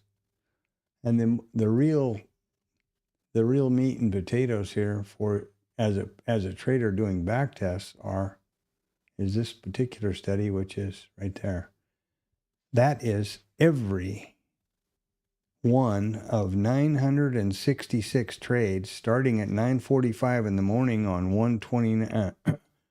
January 29th of 2024. And it tells you exactly what the entry was, what the outcome was in terms of stops, exits, and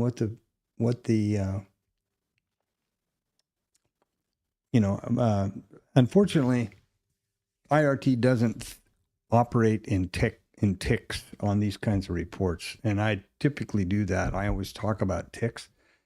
They operate in dollars. I know that this is 12 ticks and that is 48 ticks, right? It's just converted by the currency or by the point value of the instrument you're using. So there you go. And stops and scratches in every single one of the trades, every one of 966 trades can be analyzed. You can also push them to the chart and analyze them visually if you so desire. It's a pretty phenomenal system, actually. What I do at this point then is, we can do that now, I guess. Well, it's pretty hard to do all on one. What I do is take these values and enter them in the spreadsheet right here, which is my backtest spreadsheet, including all of the metrics you can do,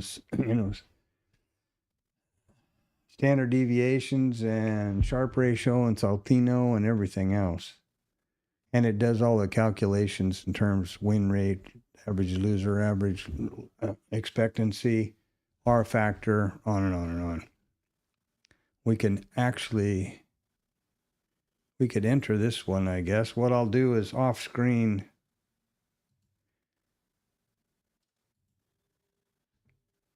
Going on there. Off screen, I'll have to use these two.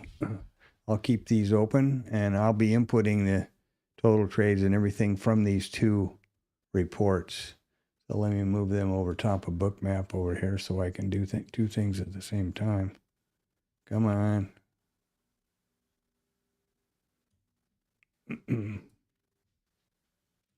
So I'll keep these over here on the Bookmap side and I'll pull up this spreadsheet, and this is how I do every one of these. Okay. So there we go. And it's MES. And I do MES. There we go. And it's a 60-second periodicity. That's this chart. It's a 1 minute chart. 12 tick stop. 12 tick single target.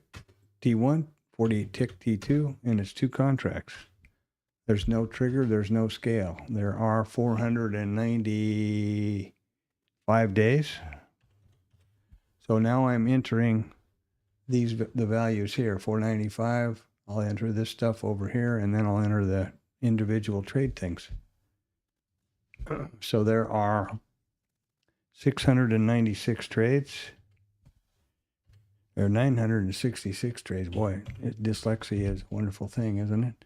And there are 364 winning trades, and there's an average of 67.67 winners, and there's 250 losers, stops. Average is 31.61.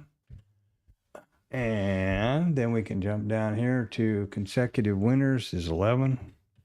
Consecutive losers is 7. Total number of long trades is 489, and the total number of short trades is 477, and the net profit was, or the gross profit is 16,728.75.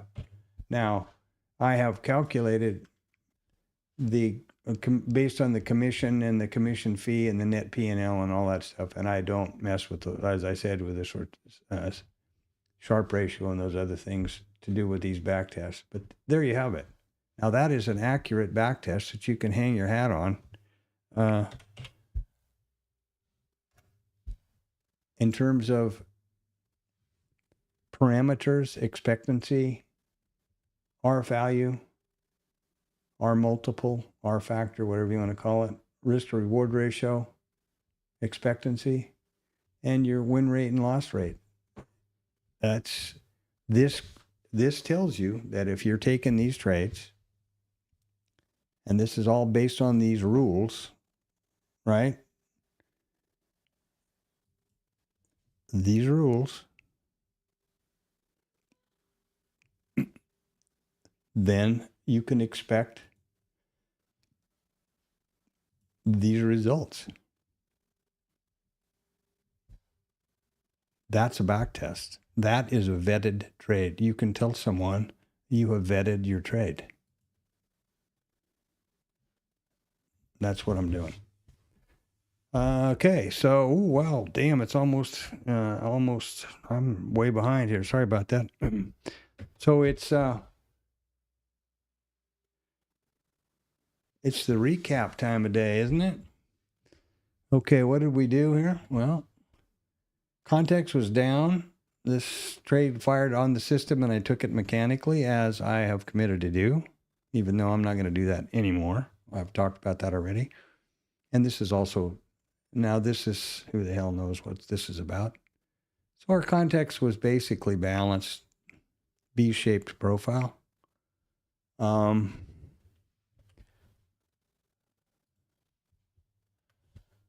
What have we done? Well, responsive selling, took back that overnight stuff. Context was down, and they brought back a little of it. Here's the day. This is the micro composite. It is daily time frame, daily candles. Wherever price overlaps, I pull a volume profile around them. This is the the market profile, and then these are the session prices, both of which also push to bookmap right here, and the high and low volume nodes from the micro composite push to bookmap. In terms of the news, let's see what's going to happen next week. Oh, there we go. Monday, we've got ISM PMI and prices. We've got the S&P Global Services PMI. That's a big number. Wednesday, ISM numbers. JOLTS, big number.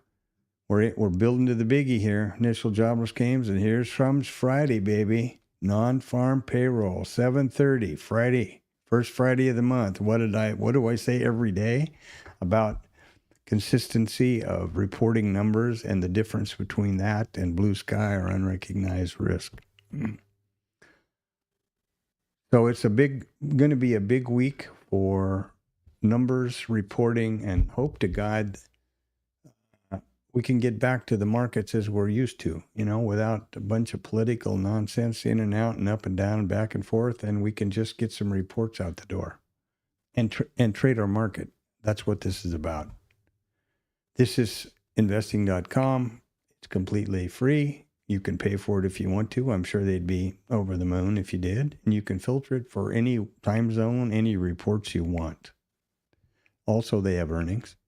And the other news service I use is Ground News, which is is Financial Juice. They have a similar docket, but I don't care for it as well. You can see that most of the reports are here. Let's get down to Friday. Yeah. And it is also free. There is this side, or the right column here, is more of a squawk box feel.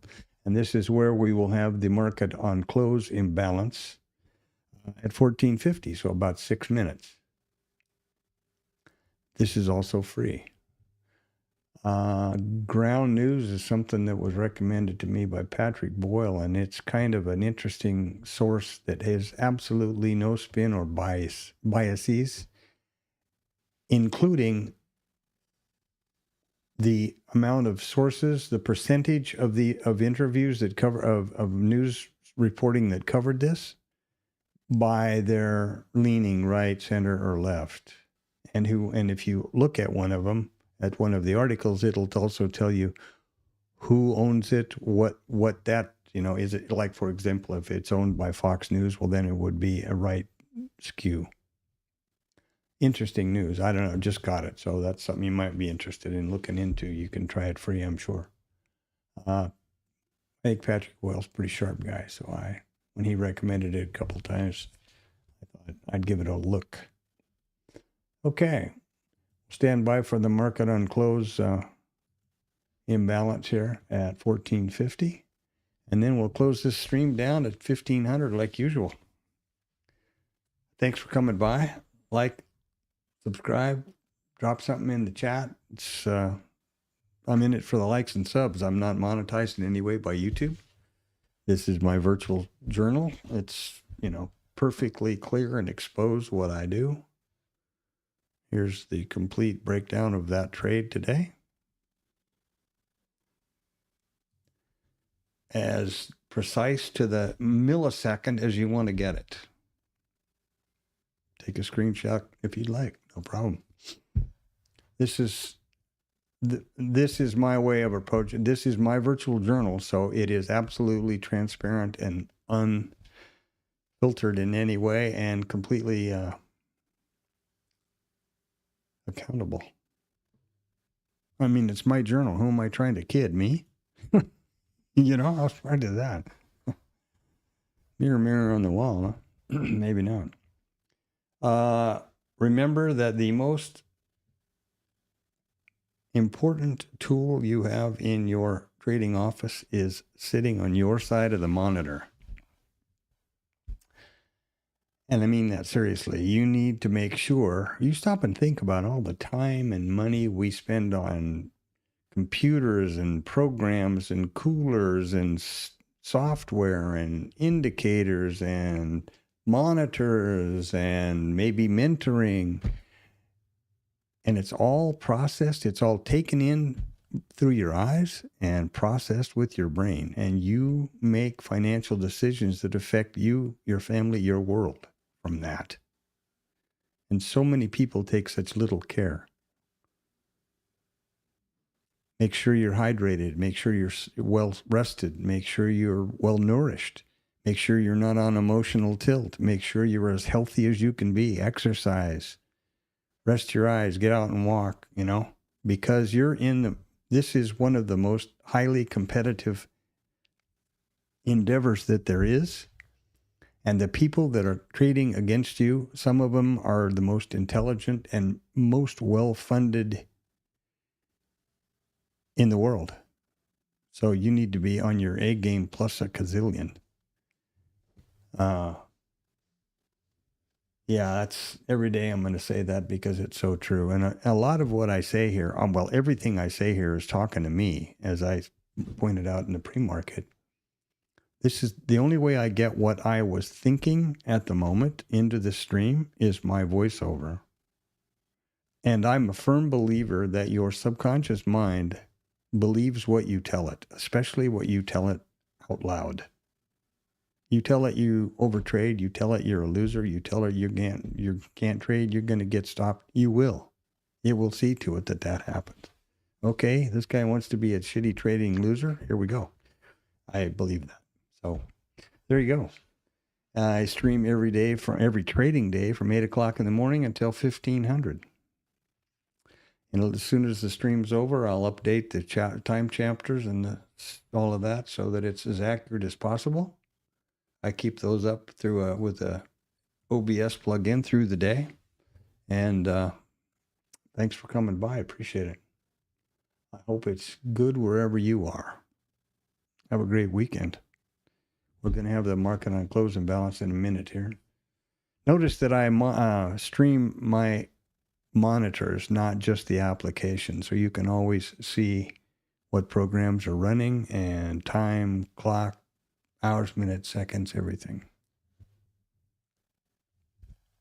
Again, for transparency and accountability. Let's see what's going to happen over here when we get that 30 second.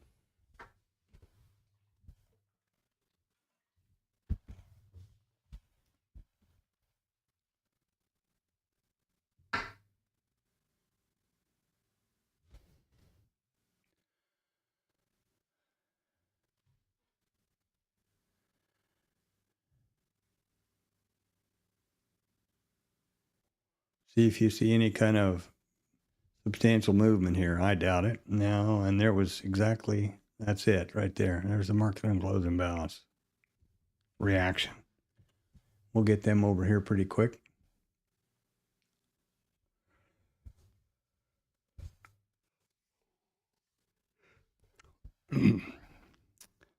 Yeah, well, I'm disappointed that I was standing here when that trade fired, but I took it, and that's, c'est la vie. It is what it is.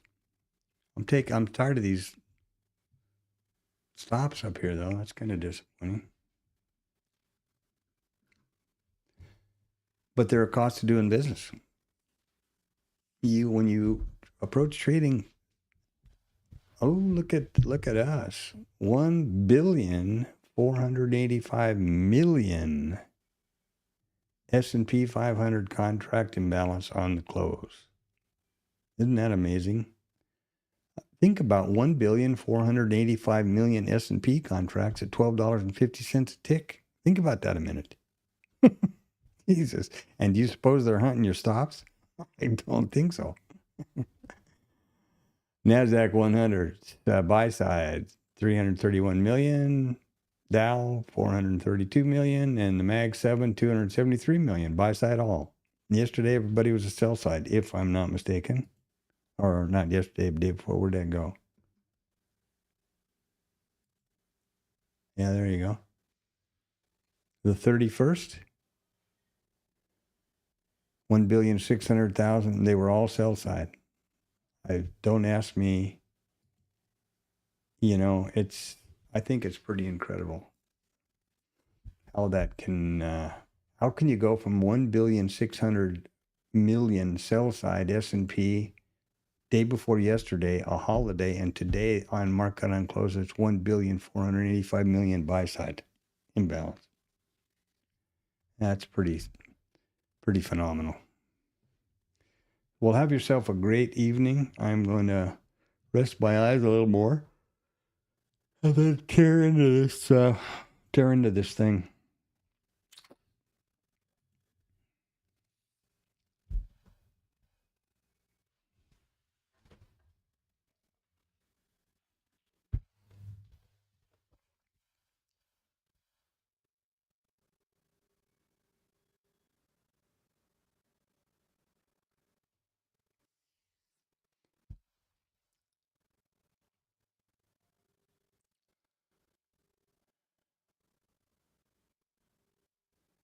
There you go.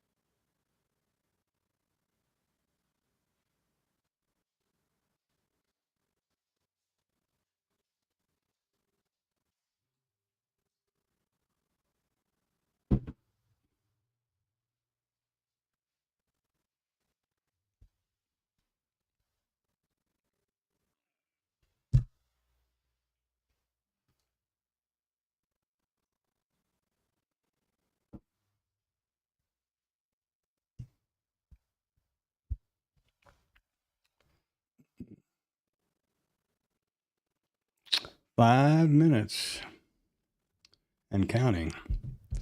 I'll start pushing my numbers and session prices at 1700 Sunday evening as usual, consistent through 1600 on Friday.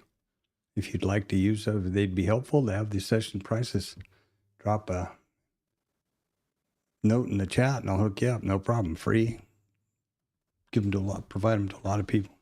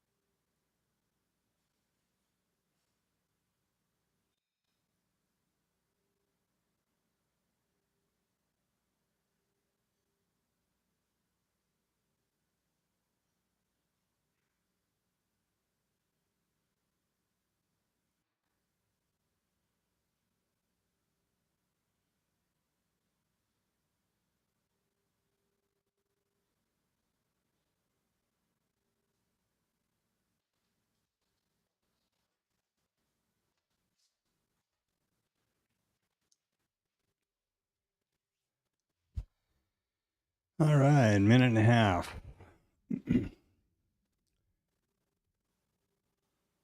Have a great weekend. Remember, do something healthy. And you got to have a balanced life to succeed at trading, I believe. And like, subscribe, push the bell thingy, and every trading day from 8 in the morning with the pre-market setup, risk neutral package, micro, multi-brackets, etc. IRT, statistics, and then we take it from the open, out of the cash market at 8:30 until now, which is all times are Central Standard Time, obviously. So,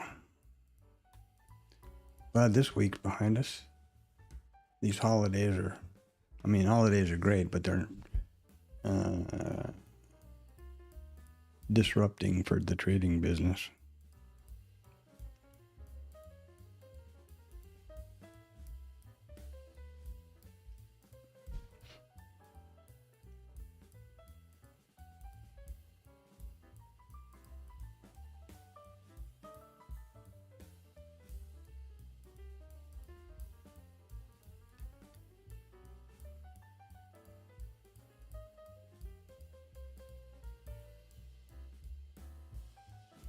And there we have it. Well, have yourself a great weekend, and I will speak with you 0800 on Monday morning. Thanks for stopping by. Be a big help to smack the thumbs up and the subs.